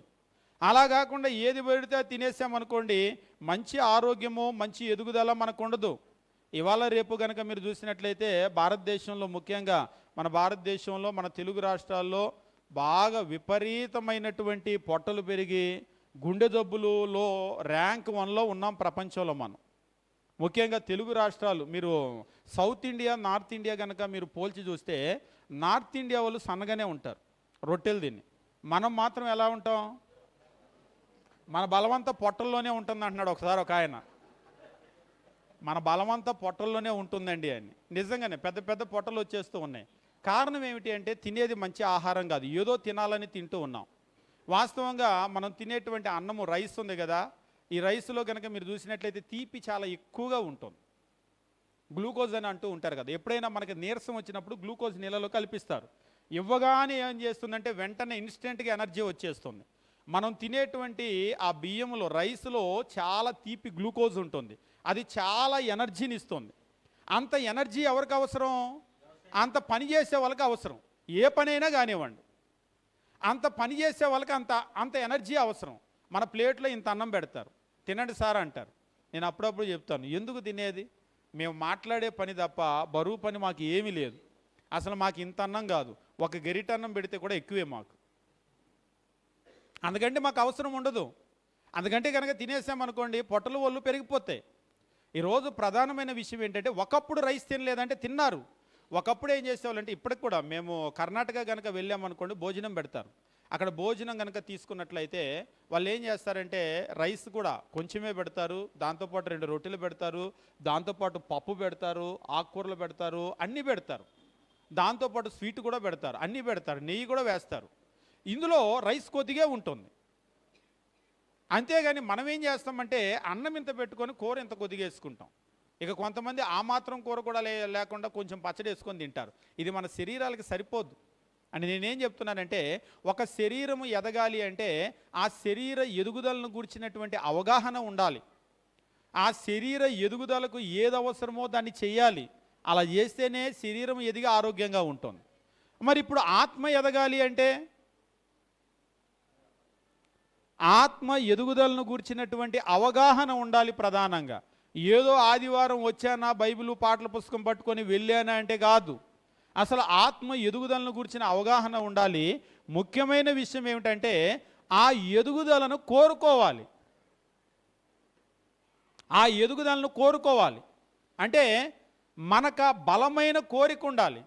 ఉదాహరణకు బరువు తగ్గాలి అనుకునే వాళ్ళు బరువు ఎందుకు తగ్గరు? కొంతమందికి బరువు తగ్గాలని ఉంటుంది. బరువు ఎందుకు తగ్గరు? ఊరికినే బరువు తగ్గాలి అంటారు, కానీ బరువు తగ్గాలనేటువంటి బలమైన కోరిక వాళ్ళలో లేదు. ఆ బలమైన కోరిక గనక వాళ్ళలో ఉందనుకోండి, ఈ అవగాహన ఉండి ఏది వద్దు ఏది కావాలి అనేటువంటి, ఏది తినొచ్చు ఏది తినకూడదు అనే అవగాహన ఉండి దాన్ని బలంగా చేయగలగాలి. ఉదాహరణకి టీ తాగకూడదు అంటే టీనో కాఫీనో చక్కెర వేస్తూ ఉంటారు ఒక స్పూను. ఇందాక చెప్పే కదా, చక్కెర అంటే డైరెక్ట్ గ్లూకోజ్, అవసరం లేదు. ఇంకో ఇంటికి వెళ్ళాం, ఇంకో టీ ఇచ్చారు, ఇంకొక స్పూను చక్కెర. రోజుకి 4 టీలు తాగితే 4 స్పూన్ల చక్కెర. ఒక స్పూను చక్కెర మీరు కరిగించాలంటే 40 నిమిషాలు వ్యాయామం చేయాలి. 4 టీలు తాగారంటే 3 గంటలు వ్యాయామం చేయాలి. 3 గంటలు చేస్తామా? చెయ్యం. 4 కాకపోతే 8 తాగుతాం. ఒక్కొక్కసారి అవసరం అయితే 8 తాగుతాం. స్వీట్ నచ్చింది అనుకోండి 2-3 తింటాం, 4 తింటాం. ఇవన్నీ ఏమవుతాయి? శరీరంలోకి వెళ్ళిపోతాయి. కానీ కొంతమందికి నేను బరువు తగ్గాలి అని ఉండటం మాత్రం కాదు, బలంగా దాన్ని కోరుకొని నోటి దాకా వస్తే కూడా నో అని చెప్పి ఆపేస్తారు. నోరు కట్టుకోవటం చాలా కష్టం. కావాలంటే ట్రై చేసి చూడండి, చాలా కష్టం. ఎందుకంటే నోరు ఊరుకున్నా ఇది ఊరుకోదు. తిను, కొంచెం తిను, ఒక స్పూన్ తిను, ఇవాళకేగా మీటింగ్లోనేగా, రోజు తింటావా, ఇవాళకేగా తిను, ఇవాళకి రోజు తినిపిస్తూ ఉంటుంది అది. కాబట్టి ఇప్పుడు మీకు ఆత్మ సంబంధంగా కూడా ఎదగాలి అనే కోరిక బలంగా ఉండి దానికి అవసరమైనవి కనుక చేయలేకపోయామనుకోండి, ఆ ఎదగాలి అనుకుంటేనే 25-30 సంవత్సరాలు అయిపోతుంది. బైబిల్లో మనకేమి తెలియజేస్తూ ఉంటాడంటే, పేతురు రాసినటువంటి మొదటి పత్రిక మనం గమనించేటప్పుడు, పేతురు రాసిన మొదటి పత్రిక 2వ అధ్యాయము 2వ వచనం మనం చూసినట్లయితే దేవుని వాక్యం ఈ రీతిగా చెప్తూ ఉంటాడు. పేతురు రాసిన మొదటి పత్రిక 2వ అధ్యాయము 2వ వచనము, ప్రభు దయాళుడని మీరు రుచి చూచి ఉన్న యెడల సమస్తమైన దుష్టత్వము, సమస్తమైన కపటన, వేషధారణ, అసూయ, సమస్త దూషణ మాటలు మాని క్రొత్తగా జన్మించిన శిశువులను పోలిన వారే నిర్మలమైన వాక్యమును పాలవలన రక్షణ విషయంలో ఎదుగు నిమిత్తమో, బాగా గమనించండి, ఆ పాలను అపేక్షించుడి. Desire the pure milk of the word. Desire, అపేక్షించుడి అని తెలుగులో అన్నాడు. డిజైర్ అంటే కోరిక అనే మాట కూడా సరిపోదేమో, బలమైన కోరిక. అపేక్ష అని అన్నాడు కదా తెలుగులో, మంచి పదం. బలమైన కోరిక. దేన్ని బలంగా కోరుకోమన్నాడు? చదువా, ఉద్యోగమా, సంపాదన, ఇల్లు వాకిలి, వెండి బంగారాలు, ఏం కోరుకోమన్నాడు? పోనీ ఇవాళ మనం ఏం బలంగా కోరుకుంటున్నాం? దేవుడు మీ దగ్గరకు వచ్చి, అంటే రాడు అనుకోండి, దేవుడు మీ దగ్గరకు వచ్చి ఒకే ఒక్క కోరిక మాత్రం నీకు అవకాశం ఇస్తున్నా, ఏదైనా ఒక్కటే కోరుకో అని అన్నాడు అనుకోండి, ఏం అడుగుతారు మీరు? రెండో దానికి అవకాశం లేదు, ఒక్కటైతేనే నేను ఇస్తాను అని అన్నారనుకోండి, ఏం కోరుకుంటారు? మంచి కాఫీ తాగాలని ఉంది అని కోరుకుంటారా? ఏం కోరుకుంటారు? ఎటర్నల్ లైఫ్, నిత్య జీవం. ఇంకా ఒక్కటే కోరిక, మళ్ళీ రెండో దానికి అవకాశం లేదు. ఆలోచించుకొని చెప్పు బాగా అని అన్నారు. 2 రోజులు టైం కావాలి ప్రభు అంటారా? నన్ను చెప్పమంటారా? చదువుకునే పిల్లలైతే చదువు కోరుకుంటారు. వాళ్ళ ముందు ఉన్నటువంటి ప్రధానమైనటువంటి ఎజెండా ఏంటంటే చదువు. అంతకు మించి మళ్ళీ దూరం ఆలోచన చేయరు వాళ్ళు. ఒకవేళ చదువుకున్నటువంటి వాళ్ళైతే ఇమ్మీడియట్గా వాళ్ళు కోరుకునేది ఉద్యోగం. మంచి ఉద్యోగం ఉంటే ఆ తర్వాత జీవితం ఆటోమేటిక్గా సెటిల్ అవుతుందని అనుకుంటారు. పోనీ ఉద్యోగం వచ్చిన వాళ్ళు అనుకోండి, ఇక పెళ్ళి, మంచి సంబంధం కోరుకుంటారు. ఒకవేళ పెళ్ళి కూడా అయిపోయింది అనుకోండి, నెక్స్ట్ పిల్లలు, కాబట్టి నా పిల్లలు బాగుండాలి అని కోరుకుంటారు. పోనీ పిల్లల పెళ్ళిళ్ళు కూడా అయిపోయినాయి అనుకోండి, అప్పుడేం కోరుకుంటారు? అప్పుడన్నా ఆత్మ సంబంధమైన జీవితం గురించి ఏమన్నా ఆలోచన చేస్తారా? పిల్లల పెళ్ళిళ్ళు అయిపోయినాయి అనుకోండి, మనవడో మనవరాలు వాళ్ళని గురించి, పోనీ మనవరాళ్ళ గురించి కూడా కోరిక తీరిపోతే వాళ్ళ చదువులు అయిపోతున్నాయి, వాళ్ళు పెద్దోళ్ళు అవుతున్నాయి, వాళ్ళకు ఉద్యోగం రావాలి. పోనీ వాళ్ళ ఉద్యోగం కూడా అయిపోతే వాళ్ళు పెళ్ళిడికి వచ్చారు, వాళ్ళకి మంచి సంబంధాలు. పోనీ వాళ్ళకి సంబంధాలు అయిపోతే మళ్ళీ వాళ్ళకి పిల్ల జల్ల. ఇక మళ్ళీ ఇదొక రొటీన్ అనమాట. మళ్ళీ ఇక ఇదేమైపోయిందో మళ్ళీ వాళ్ళ పిల్ల జల్ల పెరగటం, మళ్ళీ వాళ్ళ చదువులు, వాళ్ళ పెళ్ళిళ్ళు, ఇక దీనికి అంతుండదు. మరి ఆత్మ సంబంధమైన జీవితం వైపు ఎప్పుడు చూస్తాము, ఎప్పుడు ఆలోచన చేస్తాము, ఎప్పుడు ఎదుగుతాము, ఎప్పుడు కోరుకుంటాం? మీరు నమ్మినా నమ్మకపోయినా ఈరోజు చాలామంది ప్రార్థనలకు వచ్చి కోరుకునేది దేవుని దగ్గర ఇదే. ఎక్కువ మంది పిల్లల్ని నేను చూస్తూ ఉంటాను, వచ్చి మా చదువు కొరకు ప్రార్థన చేయండి అని అంటారు, కానీ నా ఆత్మ సంబంధమైన జీవితం కొరకు ప్రార్థన చేయండి అనే వాళ్ళు ఉండరు. కొన్ని పిల్లలంటే తెలియదు, పెద్దవాళ్ళు వస్తారు, మా అబ్బాయి కొరకు చేయండి, మా అమ్మాయి కొరకు చేయండి, వాళ్ళ పెళ్ళిళ్ళు కొరకు చేయండి, ఇల్లు కడుతున్న ఇంటి కొరకు చేయండి, ఇవన్నీ అడుగుతారు. కానీ దేవునిలో నేను ఎదగాలి, నా కొరకు చేయండి, దేవునికి నాకు ఒక మంచి రిలేషన్ కావాలి, నేను ఇంకా దేవునికి దగ్గరగా జీవించాలి, దాని కొరకు ప్రార్థన చేయండి అని అడిగేటువంటి వాళ్ళు అస్సలు ఉండరని నేను అనను. ఉన్నారు కొంతమంది, ఏదో నూటికో కోటికో అంటారు కదా. ఎక్కువ మంది ఏమిటి అంటే చదువులు, ఉద్యోగాలు, ఇల్లు, వాకిలి, ఇవే, వీటిని తప్ప ఆత్మ సంబంధమైన జీవితాన్ని కోరుకోవటం లేదు. నిజంగా ఆ కోరిక లేనటువంటి వాళ్ళం ఎలా సంపాదించగలం? కోరిక లేనటువంటి వాళ్ళం మనం ఎలా సంపాదించగలం? మీరు దేన్నైనా కోరుకుంటున్నారనుకోండి, దాని వెంట పరిగెత్తి మరీ సాధించుకుంటారు. కోరిక లేకపోతే, మరి మీకు అర్థమయ్యేటట్లు చెప్తాను. మధ్యాహ్నం భోజనాల టైము అయింది, భోజనాలకి మీరు వెళ్తున్నారు, అటు వెజ్జి ఇటు నాన్ వెజ్జి అన్నారు. నాన్ వెజ్ దగ్గర విపరీతమైన జనాలు ఉన్నారు. సరే వద్దులే, పళ్ళెం పట్టుకొని అటు వెళ్ళి తినేద్దాం, పప్పు అయినా కానీ పర్లేదని ఇటు వెళ్తారా? వెళ్ళిపోతారా? వెళ్ళిపోయి పప్పుతో తినేసి సాంబార్తో తినేసి ఇంటికి వెళ్ళిపోతారు. వెళ్ళిపోతారా? అటైతే లేట్ అయింది. అయినా సరే ఏంటి, లోపల ఒక బలమైన కోరిక, కూర్చో, ఇంటికి వెళ్ళి ఏం చేస్తావు, లోపల నుంచి ఇంకో మనిషి మాట్లాడుతూ ఉంటారు, ఓ పప్పుతో తిని వెళ్ళిపోతామంట, రోజు తినే పప్పు వెళ్ళి కాసేపు జనం గాలి అవుతారుగా, పళ్ళెం పట్టుకొని అటు వెళ్ళొచ్చని లోపల మనిషి మనతో మాట్లాడతారు. మనల్ని ఆటోమేటిక్గా కూర్చోబెడతారు. కూర్చోబెట్టి అది తగ్గాకే, పోనీ తగ్గకపోయినా కానీ కాసేపు నించోనైనా సరే, ఆ క్యూలో వెళ్ళైనా సరే అది తీసుకొని వెళ్తాం. ఎందుకంటే లోపల ఒక బలమైన కోరిక ఉంది, ఎలాగైనా సరే ఈ ఆహారమే తినాలని. ఆ బలమైన కోరిక ఉంది కాబట్టి అది సాధించుకుంటాం. 5 నిమిషాలు కాకపోతే 10 నిమిషాలు, లేకపోతే అరగంట. మీరు ఎప్పుడైనా చూడండి, చదువుకోవాలనే కోరిక ఉన్న పిల్లలు ఖచ్చితంగా చదువుకుంటారు. ఊరు వదిలిపెట్టి టౌన్కి వెళ్ళి చదువుకుంటారు, నడిసి వెళ్ళి చదువుకుంటారు, పుస్తకాలు లేకపోతే ఫ్రెండ్స్ దగ్గర తెచ్చి చదువుకుంటారు, గొప్పవాళ్ళు అవుతారు. ఆ కోరిక అది. ఉద్యోగం సంపాదించాలి అని ఉన్నటువంటి వాళ్ళు ఖచ్చితంగా దాన్ని సంపాదిస్తారు. ఆ బలమైన కోరిక. ఇక్కడి నుంచి కొంతమంది టౌన్కి వెళ్ళిపోతారు, కోచింగ్ సెంటర్లో జాయిన్ అవుతారు, పగలు రాత్రి చదువుతారు, ఎట్లయినా ఉద్యోగం సంపాదించాల్సిందే, ఆ కోరిక అది. కొంతమంది ఉంటారు, ఎలా అయినా ఇల్లు కట్టాల్సిందే, వాళ్ళ కోరిక, ఖచ్చితంగా కట్టి తీరుతారు. అంటే మన కోరిక ఏదైతే ఉంటుందో దాని వెనక పరిగెత్తుతాం మనం. పరిగెత్తి త్వరగానో ఆలస్యంగానో ఏదో ఒకరోజు దాన్ని కలుసుకుంటాం.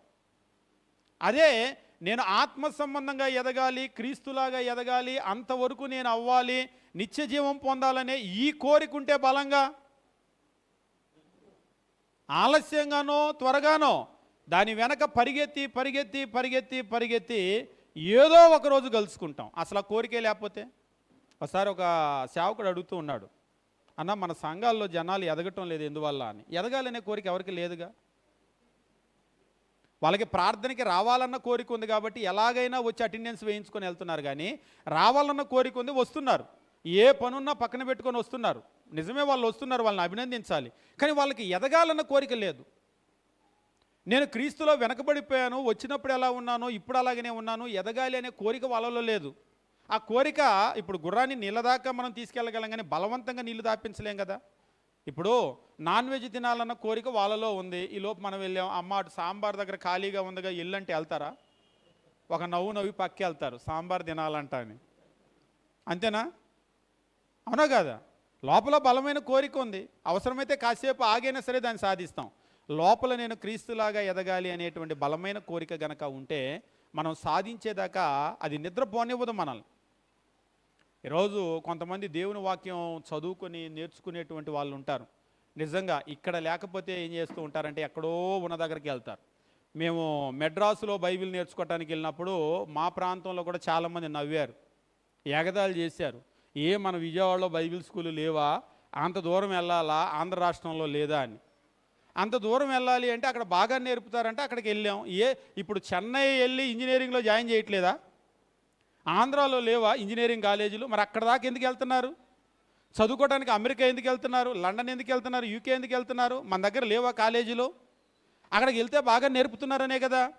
ఆ కోరిక మనకుంటే పరుగులు పెట్టిస్తుంది. అది మనం ఎదగాలి అనేటువంటి కోరిక కనుక ఉన్నట్లయితే అది ఖచ్చితంగా సాధించేదాకా మనల్ని నిద్రపోనివ్వదు.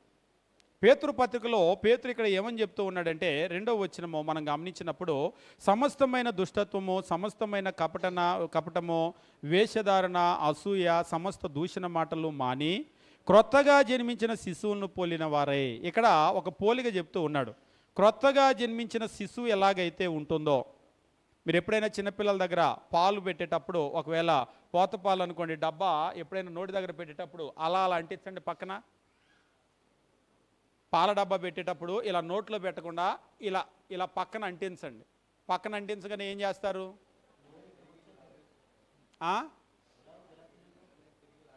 ఇటువైపు ఇలా అన్నాం అనుకోండి, ఇలా అంటారు నోరు. వెంటనే అలా పెడితే అలా అంటారు.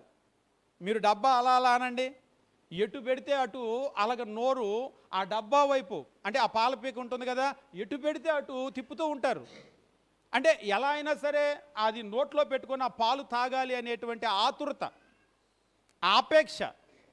ఇప్పుడు మనల్ని ఏమంటున్నాడంటే, క్రొత్తగా జన్మించిన శిశువులను పోలిన వారై నిర్మలమైన వాక్యం అనే పాల వలన రక్షణ విషయంలో ఎదుగు నిమిత్తమో ఆ పాలను అపేక్షించండి. కాబట్టి చిన్నపిల్లల్లో ఎటువంటి అపేక్ష కోరిక అయితే ఉంటుందో అటువంటి కోరిక మనలో ఉండాలి. కోరిక లేకుండా ఎవరు కూడా సాధించలేరు. కాబట్టి ఈరోజు మనలో ఏ కోరిక ఉంది? దేవుడు గనక ఒకవేళ ప్రత్యక్షం అవ్వడు అయితే నీకేం కావాలి అంటే, ఈరోజు మన ముందు ఎన్నో కోరికలు ఉన్నాయి కాబట్టి వాటి వెనకాల వెళ్తున్నాం. కానీ ఈరోజు మన ముందు ఉండవలసినటువంటి బలమైన కోరిక ఏంటంటే, లోకంలో జరిగేవన్నీ జరుగుతూనే ఉంటాయి. అంతిమంగా మనం సాధించాల్సింది ఏంటంటే దేవుని దగ్గరకు చేరుకోవటం, ఆ పరలోకము, ఆత్మ సంబంధంగా మనం ఎదగటం, క్రీస్తు సారూప్యతను సంతరించుకోవటం. దీని మీద మనం దృష్టి పెట్టవలసినటువంటి అవసరం ఉంది. క్రొత్త నిబంధన మనం గమనించేటప్పుడు క్రైస్తవులకు పదే పదే చెప్పేటువంటిది ఏంటంటే, ఆత్మ సంబంధమైనటువంటి ఎదుగుదల. ఆ ఎదుగుదల అనేటువంటిది కోరుకుంటే తప్ప రాదు. ఆ కోరిక ఉండాలి, బలమైనటువంటి కోరిక ఉండాలి. కాబట్టి ఆత్మ సంబంధంగా ఎవరు ఎదుగుతారు, ఎవరు ఎదగరు అంటే, కోరిక లేని వాళ్ళు ఎప్పుడూ కూడా ఎప్పుడూ ఎదగరు. మీరు వారు ఎదుగుతారు అని చెప్పేసి మీరు ఎదురు చూడాల్సిన పని లేదు. ఏం ఎదుగుతున్నారు, ఎంతకాలం అయిందంటే అసలు వాళ్ళు పట్టించుకోరు. ఎందుకంటే అసలు వాళ్ళకి ఎదుగుదల మీద లేదుగా. మీరు క్లాసులో చూడండి, చదవనటువంటి మొద్దులు ఉంటారు కొంతమంది స్టూడెంట్స్. ఏంట్రా ఎందుకు వస్తున్నారా స్కూల్కి, ఏంట్రా ఈ 0 మార్కులు ఏంటంటే పట్టించుకోడు. ఎందుకంటే నాకు బాగా చదువు రావాలి, 100కి 100 రావాలనే కోరిక లేదు కదా. మీరు నమ్ముతారో నమ్మరో, 100కి 99 మార్కులు వస్తే బాధపడే స్టూడెంట్స్ ఉన్నారు. మీరు నమ్ముతారా? 100కి 99 వస్తే 1 మార్కు తగ్గిందని బాధపడే వాళ్ళు ఉన్నారు. ఒకసారి ఒకళ్ళు అంటున్నారు, 99 వస్తే 1 మార్కు తగ్గినందుకు బాధపడుతున్నావు, వాడికి 10 మార్కులే వచ్చినాయి, వాడేమన్నా బాధపడుతున్నాడో చూడని అంటున్నాడు. పాస్ మార్క్ కూడా రాలేదు 35, 10 వచ్చినాయి అంటే వాళ్ళ ఫ్రెండ్కి, అరే నన్ను చూడరా, నేనేమన్నా బాధపడుతున్నానా, నాకు 10 వచ్చింది అంటే నువ్వు 100కి 100 కోరుకోలేదు కాబట్టి నీకు బాధ ఉండదు. 100కి 100 కోరుకొని ఆ 100కి 100 సాధించాలని ఎంతో కష్టపడి తాపత్రయపడ్డాడు కాబట్టి ఆ 1 మార్కు తగ్గినా కానీ అది ఆయనకు బాధ కలిగించింది. నీలో ఆ కోరిక కనుక ఉన్నట్లయితే నీలో అంతకు మించినటువంటి బాధ ఉండేది, కానీ అది లేదుగా నీకు ఆ కోరిక. ఈరోజు కొంతమంది క్రైస్తవులు కేవలము వచ్చి కూర్చొని వెళ్ళిపోయే పరిస్థితి తప్ప ఆ బలమైనటువంటి కోరిక మనలో లేదు. కాబట్టి ఎవరు ఎదుగుతారు, ఎవరు ఎదగలేరు అని అంటే, ఖచ్చితంగా ఎవరైతే నేను ఎదగాలి అనేటువంటి బలమైన కోరిక ఉంటే వాళ్ళు మాత్రమే ఎదుగుతారు. క్రీస్తు మనకి ఏం తెలియజేస్తూ ఉన్నాడంటే, మనం ఖచ్చితంగా ఆయన అడుగుజాడల్లో నడవాలని ఆయన కోరుకుంటున్నాడు. పేతురు రాసినటువంటి ఈ మొదటి పత్రికలోనే 2వ అధ్యాయం 21వ వచనం మనం గమనించినప్పుడు దేవుని వాక్యం ఈ రీతిగా చెప్తూ ఉంటాడు. పేతురు రాసిన మొదటి పత్రిక 2వ అధ్యాయం 21వ వచనము, క్రీస్తు కూడా మీ కొరకు బాధపడి మీరు తన అడుగుజాడల యందు నడుచుకున్నట్లు మీకు మాదిరి ఉంచిపోయెను. క్రీస్తు మన నుంచి ఏం కోరుకుంటున్నాడు? మీరు కలెక్టర్ అవ్వాలి ప్రతి ఒక్కరిని కోరుకుంటున్నాడా? ఒకవేళ మనకి పెద్దగా చదువు అవ్వకపోయినా కానీ దాని గురించి దేవుడు పెద్దగా బాధపడ్డాము. మనం గవర్నమెంట్ ఉద్యోగం చేసినా ప్రైవేటు ఉద్యోగం చేసినా దాని గురించి పెద్దగా ఏం మార్పులు ఏమి ఉండవు ఆత్మ సంబంధంగా. ఒకవేళ మనం ఇల్లు వాకిలి స్థలము పొలము ఇవన్నీ సంపాదించినా సంపాదించకపోయినా పెద్ద మార్పులు ఏమి ఉండవు ఆత్మ సంబంధంగా. కానీ క్రీస్తులా గనక మనం ఎదగకపోతే ఒక విషయం నేను బాగా మీకు తెలియజేస్తాను. దేవుడు చాలా డిసప్పాయింట్ అవుతాడు మనల్ని గురించి. అంటే దేవుడు చాలా బాధపడతాడు. ఎందుకు? మీరు బాగా చదువుకోవాలని తల్లిదండ్రులు ఎదురు చూశారు మిమ్మల్ని. మీ కొరకు వాళ్ళు చాలా కష్టపడి మిమ్మల్ని స్కూల్లో వేసి స్కూల్కి వందలు వేల రూపాయల ఫీజు కడుతున్నారు. ఇందాక చెప్పినట్టుగా మీకేం 10 మార్కులు వచ్చినాయి. ఆ 10 మార్కులు చూసి కూడా మీకేం బాధ కలగలేదు.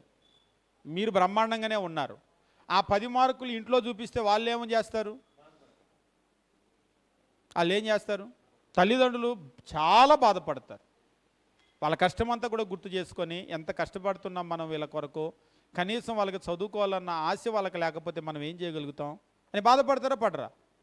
లేకపోతే ఆ పిల్లోడు అమ్మ నాన్న పాజిటివ్గా తీసుకోండి 10 వచ్చినాయి నేనే బాధపడలేదు మీరేంటి అలా బాధపడతారు బాధపడొద్దు అంటే ఆగుతారా? ఆగరు వాళ్ళు. ఎందుకంటే నువ్వు బాగా చదువుకుంటావని వాళ్ళు ఎదురు చూస్తున్నారు. నువ్వు గొప్ప ప్రయోజకుడు అవ్వాలని ఎదురు చూస్తున్నారు. దేవుడు మన నుంచి ఏం ఎదురు చూస్తున్నాడంటే మనమేదో పెద్ద పెద్ద డిగ్రీలు పీజీలు పిహెచ్డీలు లేకపోతే మనమేదో గవర్నమెంట్ ఉద్యోగాలు స్థలాలు పొలాలు వీటి మీద కాదు. నా నుంచి దేవుని కోరిక ఏమిటి అంటే మనమందరము కూడా క్రీస్తు యొక్క అడుగుజాడల్లో నడవాలి. క్రీస్తు అడుగుజాడల్లో నడవాలి అంటే ఆయన ఎక్కడికైతే చేరాడో అక్కడికి మనం చేరాలి. ఆత్మీయంగా ఆ ఉన్నతమైన స్థితికి చేరాలి అనేటువంటి దేవుని కోరిక. ఇప్పుడు ఒక్కసారి ఆలోచన చేయండి. నేను ఆత్మీయంగా ఏ స్థితిలో ఉన్నానో దీన్ని గనక చూస్తే దేవుడు నన్ను గురించి సంతోషపడతాడా బాధపడతాడా? నేను క్రైస్తవుడినయ్యి క్రైస్తవురాలనయ్యి ఎంతకాలమైంది? ఇంతకాలము నా క్రైస్తవ జీవితంలో నేను ఎంత ఎదిగాను? అసలు చచ్చేలోపు నేను క్రీస్తు దాకా చేరగలుగుతాను? ఇది $1 మిలియన్ ప్రశ్న మిగిలిపోయింది క్రైస్తవులకి. అసలు చచ్చేలోపు మనం క్రీస్తు ఆయన సమానమైన సంపూర్ణతకు మనము చేరగలుగుతామా లేదా? ఆయన సంపూర్ణతకు సమానమైన సంపూర్ణతకు మనం చేరగలుగుతామా లేదా? అసలైతే చేరాలి. ఒక ఆయన అంటున్నాడు అసలైతే చేరాలి కానీ అంటున్నాడు. కానీ అంటే కానీ లాగానే ఉంటుంది. ఇక అసలైతే చేరాలి కానీ మనకున్న కుటుంబాలు బరువులు బాధ్యతలు ఒత్తిడిని బట్టి అవదండి అయ్యగారు అంటున్నాడు. అవదండి అంటున్నాడు. ఎందుకు అవదు? ఒక బలమైన కారణం చెప్పాడు ఆయన. క్రీస్తు ప్రభుకి మనకులాగా పెళ్ళయిందా? పిల్లలు ఉన్నారా? బరువులు ఉన్నాయా? బాధ్యతలు ఉన్నాయండి? చివరికి క్రీస్తు ప్రభుకి ఆయనకి పెళ్లి కాలేదు, పిల్లలు లేరు, బరువులు లేవు, బాధ్యతలు లేవు, ఏకాకి కాబట్టి ఆయన దృష్టి అంతా దేవుడి మీద పెట్టాడు. మరి మనము అటు దేవుడిని చూసుకోవాలి, ఇటు భార్యని చూసుకోవాలి, పిల్లల్ని చూసుకోవాలి, వాళ్ళకి స్కూల్లో ఫీజు కట్టమంటే స్కూల్ ఫీజు చూసుకోవాలి, మళ్ళీ వాళ్ళ అన్నీ చూసుకోవాలి కదా. అంతేనా? క్రీస్తు ప్రభు కంటే ఏమీ లేవు కాబట్టి ఎదిగాడా? అంతేనా? సరే, క్రీస్తు ప్రభు అంటే ఏమీ లేదు కాబట్టి ఎదిగాడు నేను చెప్పాను. మరి అపోస్తులైన పౌలు, పేతురు, మొదటి శతాబ్దంలోని విశ్వాసులు వీళ్ళందరూ కూడా ఏమీ లేవా? మొదటి శతాబ్దంలో విశ్వాసులను కనుక మనం గమనించినట్లయితే వాళ్ళ ఆస్తుల్ని వాళ్ళు త్యాగం చేసి అమ్మి అపోస్తుల పాదాల దగ్గర పెట్టేశారు. పొద్దున లేస్తే వాళ్ళు అంటే అనుదిన జీవితంలో వాళ్ళకు కూడా మనకిలాగానే కడుపు ఉంది. చెప్తూ ఉంటారు కదా లోకంలో, గుర్రం గుడిదైనా దానా తప్పదన్నట్టుగా మనకి దేవుడు కడుపు పెట్టాడు కాబట్టి ఆహారం కావాలి, శరీరం ఉంది కాబట్టి వస్త్రాలు కావాలి, శరీరం ఉంది కాబట్టి నివాసం కావాలి, కుటుంబం ఉన్నాయి కాబట్టి బరువులు బాధ్యతలు ఖచ్చితంగా అవి చేయాలి. వద్దని దేవుడు చెప్పడం లేదు. మొదటి శతాబ్దంలో ఉన్న క్రైస్తవులు కూడా వాళ్ళు తిన్నారు. వాళ్ళేమి ఆకలితోటి పస్తులతోటి క్రైస్తవ జీవితం సాధించలేదు. రోజు తినకుండా గాలి పీల్చేం బతకలేదు. వాళ్ళు తిన్నారు. వాళ్ళకి ఇల్లు ఉన్నాయి, వాళ్ళకి వాకిళ్ళు ఉన్నాయి. అంటే మధ్య మధ్యలో కష్టాల వల్ల పోగొట్టుకున్నా కానీ ఇవన్నీ వాళ్ళకి ఉన్నాయి. వీటితో పాటు అత్యంత భక్తి కలిగిన జీవితం కూడా ఉంది వాళ్ళకి.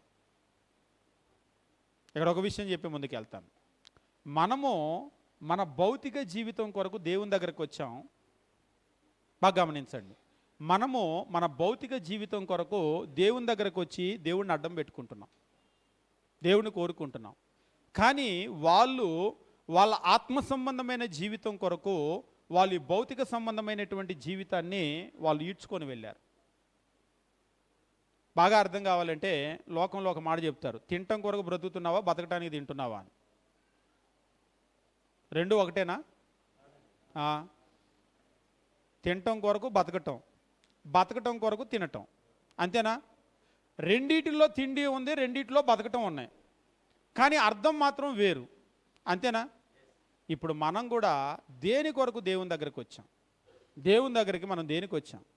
కొంతమంది పూర్తిగా వాళ్ళ భౌతికమైన జీవితం కొరకే వస్తున్నారు, అవే కోరుకుంటున్నారు, వాటి వెనకే పరిగెడుతున్నారు. కానీ కొందరు ఆత్మ సంబంధమైనటువంటి జీవితము అనేటువంటిది ఒకటి గుర్తించి దాని మీద దృష్టి పెట్టి దాన్ని ప్రధానంగా ఎంచుకుంటున్నారు, దాని వెనకాల పరిగెడుతున్నారు. వాళ్ళకు కూడా దేవుడు అన్నపానాలు ఇస్తాడు, ఇంకా చెప్పాలంటే వాళ్ళకే ఇస్తాడు. మత్తయి సువార్త 6:33 మీరు గమనించండి. అక్కడ దేవుడు ఒక వాగ్దానం చేశాడు. మత్తయి సువార్త 6:33 మొదట ఇక్కడ చెప్తూ ఉంటాడు, మొదట మీ చదువులు ఉద్యోగాలు వెతుక్కొనుడి. అలా కదా, చదువు ఉద్యోగాలు కదా. ఒకసారి ఒక తల్లి అంటుంది, ముందు చదువుకొని ఉద్యోగం ఉంటే కదండి, ఆ తర్వాత ఇవన్నీ అంటుంది. అప్పుడు చెప్పాను, అమ్మ అయితే మత్తయి 6:33 తప్పు. ఎందుకంటే మత్తయి 6:33లో ఏం చెప్పాడు? మొదట ఆయన రాజ్యమును నీతిని వెదకండి అన్నాడు. కానీ నువ్వేమంటున్నావంటే మొదట చదువు ఉద్యోగం ఎత్తుక్కొని ఉండి పిల్లోడిని, ఆ తర్వాత ఇవన్నీ అంటున్నావు. ఇప్పుడు నువ్వు కరెక్టా లేకపోతే క్రీస్తు ప్రభు కరెక్టా? నువ్వే కరెక్టు. క్రీస్తు ప్రభుకి నీకున్న తెలివితేటలు లేవుగా, పాపం ఆయన దేవుడు దేవుడు దేవుడు అని బతికాడు. ఇవాళ రేపు అలానే ఉన్నారు జనాలు. కానీ ఇక్కడ వాగ్దానం ఏంటంటే మొదట ఆయన రాజ్యమును నీతిని వెదుకుడి, అప్పుడు అవన్నీ మీకు అనుగ్రహించబడును. పైన అన్న వస్త్రాలు చెప్పాడు. ఈ అన్న వస్త్రాలు ఎవరికి ఇస్తానంటున్నాడంటే ఎవరైతే ఆయన రాజ్యాన్ని వెతుకుతున్నారో, ఎవరైతే ఆయన నీతిని వెతుకుతున్నారో వాళ్ళకి మాత్రం కాదు, మొదట ఆయన రాజ్యాన్ని నీతిని వెతకాలి. అంటే ఆయన రాజ్యము ఆయన నీతి మొదటి ప్లేస్లో పెట్టాలి. అలా మొదట ఆయన రాజ్యాన్ని నీతిని మొదటి స్థానంలో పెడితే అన్న వస్త్రాల గురించి వాళ్ళు చింతించాల్సిన పని లేదు. ఆ టైంకి అవి జరుగుతూ ఉంటాయి. అక్కడే చెప్తాడు, ఆకాశ పక్షులను చూడండి, అవి విత్తవు కోయవు కొట్లలో కూర్చుకోవు, అయినా సరే దేవుడు అవన్నీ ఇస్తున్నాడు. నేను ఎప్పుడు సేవకులకు ఒక మాట చెప్తాను, డబ్బులు డబ్బులు డబ్బులు, డాలర్లు డాలర్లు డాలర్లు, సపోర్ట్లు సపోర్ట్లు సపోర్ట్లు అని పరిగెత్తే వాళ్ళకి అవి దొరకవు. ఎవరైతే దేవుని పని దేవుని పని దేవుని పని అని పరిగెత్తారో వాళ్ళకి ఆటోమేటిక్గా అవి వచ్చేస్తూ ఉంటాయి. అలా కాకుండా ఉత్తరాలు రాసే వాళ్ళకు కూడా దొరుకుతున్నాయి కదా అన్నాడు ఒకసారి ఒక ఆయన. దొరుకుతాయి. నిన్న కూడా మేము ఒక మీటింగ్ వెళ్ళాము, అక్కడ చెప్తూ ఉన్నారు, ఆ రోజుల్లో ఇంటర్నెట్కి 10 రూపాయలు, 10 రూపాయలు పెట్టి కంప్యూటర్ల దగ్గర కూర్చున్న వాళ్ళు అందరూ గొప్ప వాళ్ళు అయ్యారు అని ఒక ఆయన చెప్పాడు. నిజమే, 10 రూపాయలు పెట్టి ఇంటర్నెట్ల దగ్గర కూర్చొని ఏదో సాధిద్దాము అన్న వాళ్ళు అందరూ గొప్ప వాళ్ళు అయ్యారు అంటే నేను అడిగాను, ఎందులో గొప్ప వాళ్ళు అయ్యారు కూడా చెప్పుంటే బాగుండేది. ఆ స్టేజ్ మీద విన్నోళ్ళు అందరూ కూడా ఎక్కడ గొప్ప వాళ్ళు అయ్యారు అనుకుంటున్నారు? వాళ్ళు గొప్ప వాళ్ళు అయ్యారు అంటే వీళ్ళు ఏదో స్పిరిచువల్గా తీసుకుంటున్నారు. అది మీరు చెప్పిన ఆ మాట ఎందులో గొప్ప వాళ్ళు అయ్యారో కూడా చెప్పి ముగిస్తే బాగుండేది. ఎవరు డబ్బు వెనకాల పరిగెడతారో డబ్బే వస్తుంది, సేవ రాదు. ఎవరు సేవ వెనకాల పరిగెడతారో సేవ వస్తుంది. వాళ్ళకు కావలసినటువంటి అన్నపానాలు అవసరాలు అన్నీ తీర్చబడతాయి. ఇంకా చెప్పాలంటే నేను చెప్పాను, ఎవరైతే దేవుని పనిని బాగా చేశారో మన ముందున్నటువంటి వాళ్ళు, దేవుడు వాళ్ళ పిల్లల పిల్లల పిల్లల్ని ఇప్పుడు 3వ తరం దీవించబడటం చూస్తున్నాం, ముఖ్యంగా ఆంధ్ర రాష్ట్రంలో. ఎవరైతే ఆ రోజు డబ్బులు డబ్బులు డబ్బులు అనుకున్నారో, డాలర్లు డాలర్లు అనుకున్నారో, వాళ్ళ పిల్లల అడ్రస్సులు గల్లంతైపోయినాయి. 3వ తరం వచ్చేసరికి అసలు వాళ్ళు క్రీస్తు సంఘంలో కూడా లేరు కొందరు.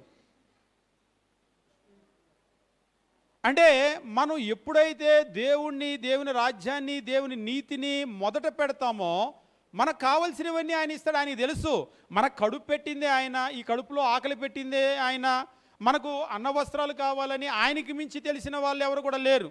ఇంకా చెప్పాలంటే మనకేం కావాలో మనకంటే దేవునికి బాగా తెలుసు. మనకి ఎప్పుడు ఏది కావాలో దేవునికి బాగా తెలుసు. ఆయన మనకు చేసినటువంటి వాగ్దానం ఏమిటి అంటే మత్తయి 6:33లో మొదట ఆయన రాజ్యమును నీతిని వెదుకుడి, అప్పుడు అవన్నీ మీకు అనుగ్రహించబడును. కొందరు ఉన్నారు నిజంగా ఇది నిజమని నమ్ముతారు. నేను కనుక దేవుని రాజ్యాన్ని నీతిని వెతికితే వాగ్దానం చేసిన దేవుడు నమ్మదగినవాడు కాబట్టి ఆయన ఇస్తాడు అని ఇక దాని మీద దృష్టి పెట్టకుండా దీని వెనకాలే పరిగెడుతూ ఉంటారు. దాని వెనకాల పరిగెత్తినటువంటి వాళ్ళు మాత్రమే కాదు, వాళ్ళ పిల్లలు కూడా దీవించబడుతూ ఉన్నారు. కానీ ఎవరైతే వాళ్ళ శరీరం మీద వీటి మీద దృష్టి పెట్టారో, దృష్టి పెట్టినటువంటి వాళ్ళు ఇటు ఆత్మ సంబంధమైన జీవితాన్ని ఏమో పూర్తిగా పోగొట్టుకుంటున్నారు, అటు వాటిని కూడా పూర్తిగా పోగొట్టుకుంటూ ఉన్నారు. పూర్తిగా అంటే ఒకే రోజు పోతేనే కాదు. మనకు ధనం అనేటువంటిది ఎంత అచంచలమైనది అంటే, ప్రపంచంలో ఇంకా చెప్పాలి అంటే ధనము కంటే కూడా అస్థిరమైనటువంటిది ఏది ఉండదు. ఉంటుందా? మీరు ధనము కంటే అస్థిరమైనటువంటిది ఏదైనా చెప్పగలరా? ధనం యొక్క అస్థిరత ఎంత అనేటువంటిది కనుక మనం మాట్లాడాల్సి వస్తే, నా జేబులో డబ్బులు ఏమి లేవు. మీ దగ్గర ఎవరి దగ్గర డబ్బులు ఉన్నాయా? నాగేశ్వరరావు గారు, మీ జేబులో ఏమన్నా ఒక నోటు ఉంటే ఇవ్వండి, ఎంతైనా పర్లేదు. ఈ 100 రూపాయలు నాగేశ్వరరావు గారి జేబులో ఉన్నాయి.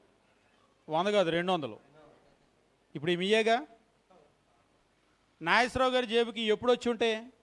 ఈ 100 రూపాయలు ముద్రేసిన దగ్గర నుంచి మీ జేబులోనే ఉన్నాయా? ఉండవు. పొద్దున వచ్చి ఉంటే రాగానే నా జేబులో పెట్టుకునేటప్పుడు నాది అనుకుంటా. నేనే కాదు, మీరైనా అంతే అనుకుంటారు. అవునా కాదా? సాయంత్రానికి మళ్ళీ ఇది నా జేబులో ఉంటుందో లేదో నాకు తెలియదు. మళ్ళీ నేను ఖర్చు పెడితే ఎవరి జేబులోకి వెళ్ళిపోతుంది. మా ఏంటంటే ఆయన జేబుకి వెళ్ళగానే ఆయన నాది అనుకుంటాడు. ఆయన దగ్గర ఎంతసేపు ఉంటుందో కూడా తెలియదు. ఒక్కోసారి మరీ ఏంటంటే ఒక గంట కూడా ఉండదు, ఒక 5-10 నిమిషాలు కూడా ఉండవు. ఇలా వస్తే అలా వెళ్ళిపోతూ ఉంటాయి. ఇది ఎంత అస్థిరమైనటువంటిది అంటే, కానీ ఇందులో ఉన్నటువంటి ఒక పెద్ద మాయ ఏంటంటే, ఎవరి దగ్గరకు వచ్చినా అది నాదే అని అనుకుంటారు జేబులో పెట్టుకునేటప్పుడు. సామెతల గ్రంథం మనం గమనించేటప్పుడు దేవుని వాక్యం ఈ రీతిగా చెప్తూ ఉంటాడు. 23వ అధ్యాయం మనం గమనించేటప్పుడు, సామెతల గ్రంథము 23వ అధ్యాయం మనం గమనించేటప్పుడు 4వ వచనంలో ఒక చక్కటి మాటను తెలియజేస్తూ ఉంటాడు జ్ఞాని అయినటువంటి సొలొమోను. చెప్తూ ఐశ్వర్యము పొంద ప్రయాసపడకమో. ఏమంటున్నాడు? ఐశ్వర్యము పొంద ప్రయాసపడకమో, నీకు అట్టి అభిప్రాయము కలిగిననో దాన్ని విడిచిపెట్టుమో. ఆయన అంటున్నాడు, ఐశ్వర్యం పొందటానికి నువ్వు ప్రయాసపడొద్దు, నీకు అలాంటి అభిప్రాయం ఏదైనా ఉంటే దాన్ని విడిచిపెట్టే. ఒకసారి ఒక ఇంజనీర్ చెప్తూ ఉన్నారు. ఆ ఇంజనీర్ గారు ఏమంటున్నాడంటే, వర్క్లోకి వచ్చిన తర్వాత మేము వర్క్ అనేటువంటి దృష్టితోనే మేము వెళ్తూ ఉన్నానండి. మేము వెళ్ళేటువంటి మా వర్క్లో మాకు జీతం వస్తుంది. మేము వెళ్ళేటువంటి దారిలో మేము మా పని నమ్మకంగా చేసుకుంటూ, అంటే క్వాలిటీ ఒకటి ఉంటుంది కదా, నాణ్యంగా నమ్మకంగా చేసుకుంటూ వెళ్ళిపోయామో ఆ డబ్బు దానంతటా అదే వచ్చేసింది. అంటే ఎవరికి ఒప్పుకున్నా కానీ ఒక బిల్డింగ్ ప్లాన్ గీయటానికి ఊరికినే గీయించుకోరు కదా, వాళ్ళు ఇచ్చే డబ్బు ఇస్తూ ఉంటారు. అలాగ పని మీద దృష్టి పెట్టి ముందుకు వెళ్ళిపోతూ ఉన్నామో, వెనక్కి తిరిగి చూసుకునేసరికి చాలా ఆస్తులు మాకు వచ్చేసినాయి. కానీ కొంతమంది డబ్బు అని డబ్బు మీద దృష్టి పెట్టుకొని ఒక కేసు వచ్చిందంటే గట్టిగా డబ్బు తీసేసుకుంటారంట. రెండో వాళ్ళు మళ్ళీ రారు. మీరు ఎప్పుడైనా సరే లోకంలో చూడండి, డబ్బు మీద దృష్టి పెట్టిన వాళ్ళకి డబ్బు రాదు. పోనీ మీకు అర్థమయ్యేటట్టు చెప్తాను. మీ ఊర్లోనే మీ ఇంటి ఎదురుగా ఒక దుకాణం ఓపెన్ చేశారు. అక్కడికి ఇక్కడికి వెళ్లకుండా పాల ప్యాకెట్లు అవి ఇవి అన్నీ అక్కడే అమ్ముతున్నారు అనుకోండి. వాళ్ళు వాస్తవంగా ఆ దుకాణం ఓపెన్ చేసిన ఉద్దేశం ఏంటంటే, అంత దూరం వెళ్తున్నారు వాళ్ళు సెంటర్ దాకా, అక్కడ దాకా వెళ్లకుండా నాణ్యమైనటువంటి సరుకులు, నాణ్యమైన కూరగాయలు అన్నీ కూడా మన ప్రజలకు ఇక్కడే అందిద్దాం అని వాళ్ళు వ్యాపారం మొదలుపెట్టారు. అన్నీ నాణ్యమైనది వేస్తున్నారు. పెద్ద లాభం వేసుకోకుండా ₹1 లాభం వేసుకొని అమ్ముకుంటున్నారు. మీరు వాటిని తీసుకున్న తర్వాత నాణ్యమైనవి కదా, అక్కడ దాకా వెళ్ళాల్సిన అవసరం ఏముంది, ₹1 కదా, వెళ్తే కూడా మనకు ₹1 ఖర్చు అవుతుంది అని ఇక్కడే తీసుకుంటున్నారు. 1 సంవత్సరం 2 సంవత్సరాలు ఒక 10-20 సంవత్సరాలు అయ్యేసరికి వాళ్ళు మీకు నాణ్యమైన అందించే సర్వీస్ చేయడంతో పాటు వాళ్ళకి డబ్బు కూడా వస్తుంది. రూపాయి. బాగా చెప్తున్నా వినండి. ఇంకొకరు దుకాణం ఓపెన్ చేశారు. అబ్బో వీళ్ళకి బాగా డబ్బులు వచ్చి పడ్డాయి, ఈ దుకాణం అంటే మంచి డబ్బులాగా ఉంది కాబట్టి గట్టిగా డబ్బు తీసుకోవచ్చు అని చెప్పేసి దుకాణం ఓపెన్ చేశారు. ఓపెన్ చేశారో లేదో ₹10 లాభం వేశారు. మీరేం చేస్తారు? అక్కడికి వెళ్తే మనకు ₹2 ఖర్చు అయ్యిద్ది, అక్కడికే వెళ్దాం పదా అని. ఇక్కడ ₹10 వేసేసరికి ఎవరు కొనలేదు. ఆ పాచిపోయినాయి, పుచ్చిపోయినాయి, ఎండిపోయినాయి ఉంటున్నాయి సరుకులన్నీ కూడా. ఇక ఆ తర్వాత వచ్చేవాళ్ళు కూడా రారు. అంటే మీరు లోకంలో కూడా చూసేటప్పుడు ఒకసారి ఒక అమెరికన్ బ్రదర్ చెప్తూ ఉన్నాడు, సర్వీస్ అనేటువంటి మైండ్తో మా దేశంలో ఏ కంపెనీలు అయితే ముందుకు వెళ్ళిపోయినాయో వాళ్ళు ప్రజలకు సర్వీసు ఇచ్చారు, డబ్బు వచ్చింది వాళ్ళకి. కానీ కొన్ని కంపెనీలు డబ్బు కొరకే పెట్టారు, వాళ్ళకి ఆ తర్వాత బిజినెస్ కూడా లేకుండా పోయింది. ఎప్పుడైతే మనము ఒకదాని మీద దృష్టి పెడితే, ముఖ్యంగా ఈ డబ్బు ఎలాంటిది అంటే, ఈ డబ్బుకున్నటువంటి ఒక గుణం ఏమిటి అంటే, ఐశ్వర్యం పొంద ప్రయాసపడకమో, నీకట్టి అభిప్రాయం కలిగిన దాన్ని విడిచిపెట్టుమో, నీవు దాని మీద దృష్టి నిలిపిన తోడనే అది లేకపోవును. నువ్వు ఎప్పుడైతే దాని మీద దృష్టి పెడతావో అది లేకుండా పోతుంది. దానికి ఉన్నటువంటి స్వభావం అది. ఇక్కడ అంటున్నాడు, ఏమని అంటున్నాడంటే, నిశ్చయముగా అది రెక్కలు ధరించి ఎగిరిపోవును, పక్షిరాజు ఆకాశానికి ఎగిరిపోవునట్లు అది ఎగిరిపోవును. నిజంగా ఎగరటంలో పక్షిరాజుకు మించింది లేదు, ఉందా? ఎంత వేగంగా వెళ్తుందంటే ఇక్కడ కూడా చెప్తున్నాడు, నిశ్చయంగా అది ఎగిరిపోతుంది. పక్షిరాజు ఎగరటం మాత్రమే కాదు, అది ఎగిరినంత ఎత్తు కూడా ఏది ఎగరలేదు. మీకు ఎప్పుడు కూడా మీరు పక్షిరాజును చూస్తూ ఉంటారు కదా, వర్షం పడేటప్పుడు మీరు అన్ని పక్షులు వస్తూ ఉంటాయి. అన్ని పక్షులు వచ్చేసి ఏం చేస్తాయి అంటే, తడిచిపోయి మునగ తీసుకొని ఏ చెట్లోనో లేకపోతే ఏ గూట్లోనో దాక్కుంటూ ఉంటాయి, అంటే తడవకుండా ఉండటానికి. మీరు ఎప్పుడైనా పక్షిరాజును చూడండి, వర్షం వచ్చేటప్పుడు అది ఏం చేస్తుందంటే, ఏ మేఘం నుంచి అయితే వర్షం పడుతూ ఉంటుందో దానికి పైకి వెళ్ళిపోతుంది ఆకాశంలో. ఎప్పుడు కూడా మీకు లీడర్షిప్లో చెప్తూ ఉంటారు, సమస్యలను ఎదుర్కొనేటప్పుడు. ఇప్పుడు వర్షం వచ్చింది, ఈ చిన్న చితక పక్షులన్నీ ఏం చేస్తాయి అంటే, వర్షం వచ్చింది ఎలా తప్పించుకోవాలి, ఎలా దాటాలి అని ఏ గూడో ఎతుక్కుంటాయి. కానీ ఈ పక్షిరాజు ఏం చేస్తుందంటే, వర్షం వచ్చినప్పుడు ఏ మేఘం నుంచి వస్తుందో దాని పైకి వెళ్ళిపోతుంది. సమస్య వచ్చిందని అక్కడక్కడ దాక్కుంటూ ఉంటాం మనం. ఆ సమస్య పైకి వెళ్ళిపోవాలి అని చెప్తూ ఉంటారు. అంటే పైకి వెళ్ళిపోవాలి అంటే దేవుడు దానికి అంత పైకి వెళ్ళగలిగినటువంటి శక్తి ఆ రెక్కలకి ఇచ్చాడు. అన్ని పక్షులు అంత ఎగరలేవుగా. ఇక్కడ ధనాన్ని గురించి, ఐశ్వర్యాన్ని గురించి ఏమని మాట్లాడుతూ ఉన్నాడంటే, నువ్వు ఐశ్వర్యం పొందటానికి ప్రయాసపడొద్దు, నీకు అట్టి అభిప్రాయం కలిగిన దాన్ని విడిచిపెట్టు, నీవు దాని మీద ఆ దృష్టి నిలిపిన తోడని అది లేకపోవునో, నిశ్చయముగా అది రెక్కలు ధరించి ఎగిరిపోవునో, పక్షిరాజు ఆకాశానికి ఎగిరిపోవునట్లు అది ఎగిరిపోవునో. నువ్వు మొదట ఆయన రాజ్యాన్ని, నీతిని వెతుకు, అప్పుడు అన్న వస్త్రాలు కూడా నీకు వస్తాయి. అన్న వస్త్రాలు అంటే డబ్బులు లేకుండా ఆహారం రాదు, డబ్బులు లేకుండా వస్త్రాలు రాదు. అంటే ధనమే ఇస్తాడు దేవుడు. ఆ ధనంతో నీ అన్న వస్త్రాలు తెచ్చుకోవచ్చు, అంత దేవుడు నీకు ఇస్తాడు.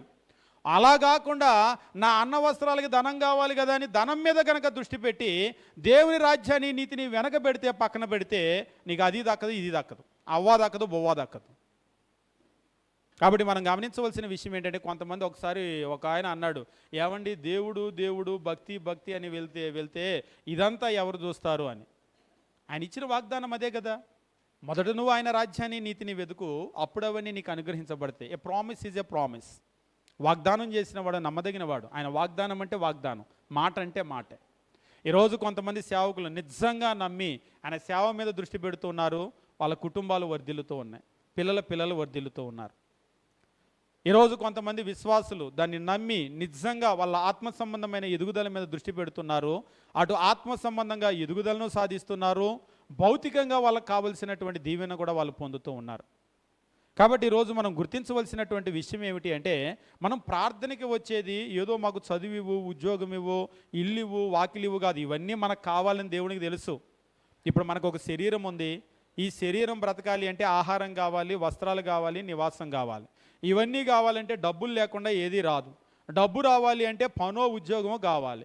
పనో ఉద్యోగమో కావాలంటే చదువో అర్హత ఉండాలి, అంతే కదా. అక్కడి నుంచి మొదలవుతుంది. కాబట్టి నువ్వు ఎప్పుడైతే దేవుని మీద దృష్టి పెడతావో, నువ్వు ఆత్మ సంబంధమైన విషయాల్లో ఆసక్తిగా నువ్వు ముందుకు వెళ్తావో, దేవుడు వీటన్నింటినీ ఇస్తూ ఉంటాడు. అలా కాకుండా నువ్వు దేవుణ్ణి ఎప్పుడైతే వీటి కొరకు ఉపయోగించుకోవాలని అనుకుంటావో, నీకు ఇది దక్కదు, అది దక్కదు. కాబట్టి నేను ఎదగాలి అనేటువంటి కోరిక మనకు ఉండాలి.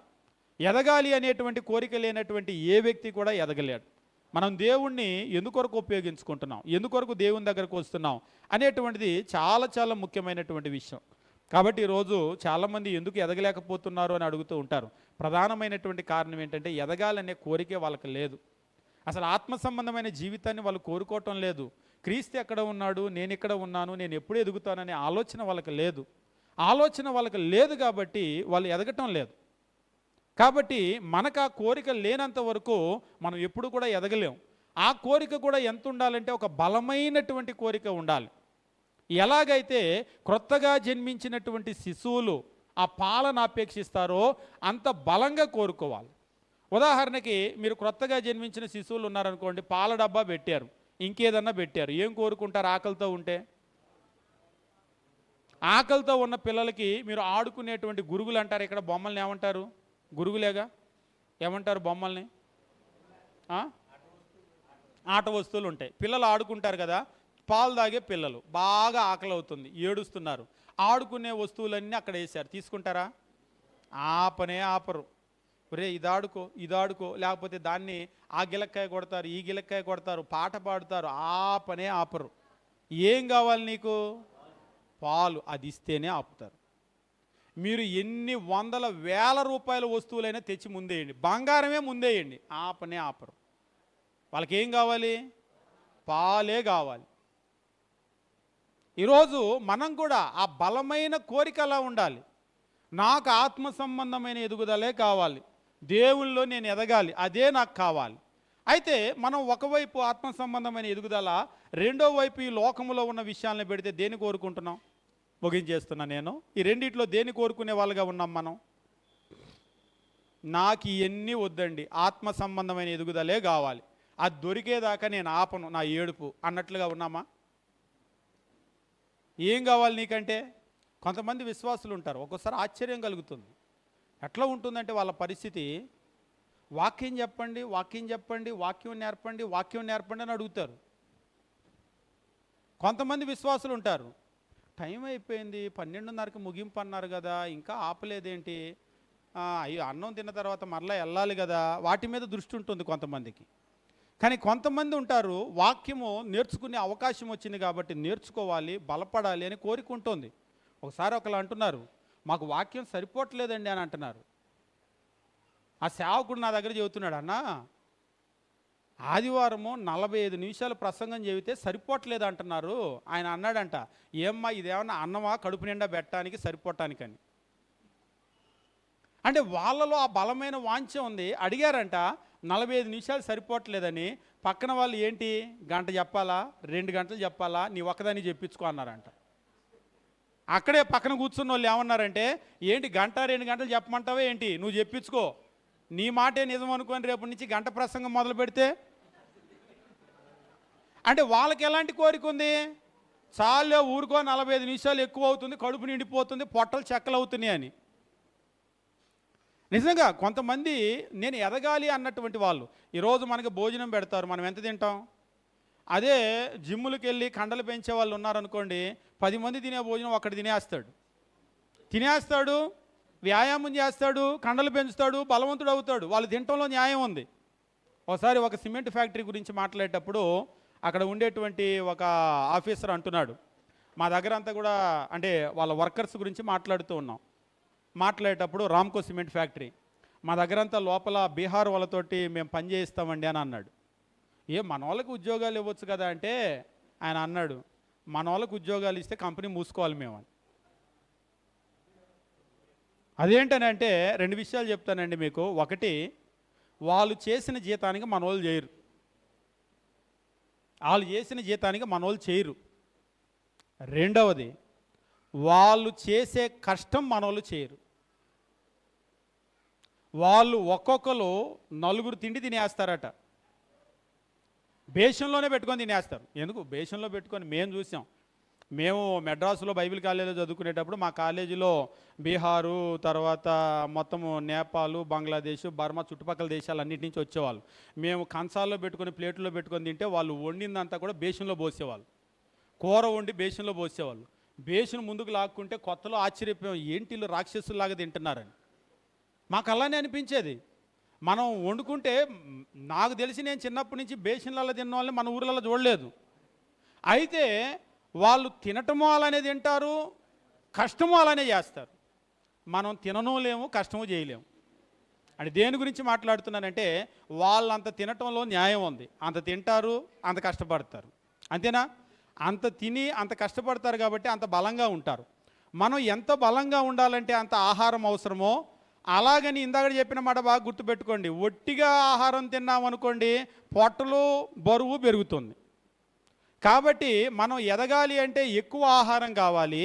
ఆ ఎక్కువ ఆహారాన్ని మనము వ్యాయామం చేసి జీర్ణం చేసుకుంటే అప్పుడు మనం బలవంతులుగా తయారవుతాం. కాబట్టి ఎక్కువ వాక్యం అనేటువంటి ఆహారం తీసుకోవటము, ఆహారం తీసుకున్న తర్వాత ఆత్మ సంబంధంగా మనము దేవుని పనిలో కష్టపడటము, ఈ రెండింటి వల్ల మనకు ఆత్మ సంబంధమైనటువంటి ఎదుగుదల అనేటువంటిది వస్తుంది. కొంతమంది ఊరికి బైబిల్ చదువుతారు కానీ ఏమి చేయరు, సేవలో పాల్గొనరు, సేవకు సంబంధించి ఏమి సహాయం చేయరు, ఆదివారం మాత్రం వచ్చి వెళ్ళిపోతారు. కేవలము మనం చదువుకోవటం ద్వారా ఎదుగుదల రాదు. భౌతికంగా కూడా ఎదుగుదల అంటే ఒకటి ఆహారం తీసుకోవాలి, రెండు కష్టమో వ్యాయామమో ఉండాలి. అలాగనే ఆత్మ సంబంధంగా కూడా వాక్యమైన ఆహారం తీసుకోవాలి, దాన్ని మనం అమలు చేయాలి, పని చేయాలి. ఎప్పుడైతే ఆ పని చేసామో మనం బలంగా తయారవుతాం. కాబట్టి మీరు బలంగా తయారవ్వాలి అనేటువంటి కోరిక మొట్టమొదటి విషయం. ఆ కోరిక లేనటువంటి వాళ్ళని మర్చిపోండి, వాళ్ళు ఎప్పటికీ కూడా ఎదగరు. ఎందుకంటే ఎదగాలన్న కోరికే లేదు, ఆలోచన కూడా లేదు. రెండవది, ఆ కోరిక ఉన్నప్పటికీ కూడా ఆ కోరిక ఉంటే మాత్రం సరిపోదు, దానికి కావలసినటువంటి ఆహారము, వాక్యం అనే ఆహారము వాళ్ళు తీసుకోవాలి. ఆపేక్ష, ఆ కోరిక వాళ్ళలో ఉండాలి, బలంగా దాన్ని తీసుకోవాలి. తీసుకోవటం మాత్రమే కాదు, ఆహారాన్ని తీసుకున్న తర్వాత వాళ్ళు పని లేదా వ్యాయామం అంటే ఆత్మ సంబంధంగా వాళ్ళు కష్టపడాలి. మొదటి శతాబ్దంలో కూడా మీరు గమనించండి, ఎవరైతే సువార్త విషయంలో కష్టపడ్డారో వాళ్ళు బలవంతులు అయ్యారు. ఎంత బలవంతులు అంటే క్రీస్తులా అయ్యారు. ఈరోజు మనం కూడా క్రీస్తులా మనం అవ్వాలి, ఎదగాలి అంటే భౌతికమైన విషయాల మీద కాకుండా ఆత్మ సంబంధమైన విషయాల మీద దృష్టి పెట్టాలి. వాటి మీద దృష్టి పెడితే మరి నా ఇల్లు ఏంటి, నా కుటుంబం ఏంటంటే అవన్నీ దేవుడు చూసుకుంటాడు. మొదట ఆయన రాజ్యాన్ని, నీతిని వెతకండి, అప్పుడు అవన్నీ మీకు అనుగ్రహించబడతాయి. అలా కాకుండా ఐశ్వర్యం మీద కనుక దృష్టి పెట్టామా అది ఎగిరిపోతుంది. పక్షిరాజు కనుక ఎగిరిపోయినట్టు ఎగిరిపోతుంది, అది దొరకదు, ఇది దొరకదు. కాబట్టి మనము దేవుణ్ణి సాధించుకుందాం, ఆత్మ సంబంధమైన విషయాల్లో బలంగా ఎదుగుదాం. మన శరీరాలకు కావాల్సినవన్నీ కూడా దేవుడు ఇస్తాడు అనేటువంటిది ఆయన వాగ్దానం. ఆయన నమ్మండి, ఆయన నమ్మి మనం ముందుకు వెళ్దాం. మన కుటుంబాలు దీవెన పొందుదాం. మీ అందరికీ వందనాలు తెలియజేస్తూ ముగిస్తూ ఉన్నాం.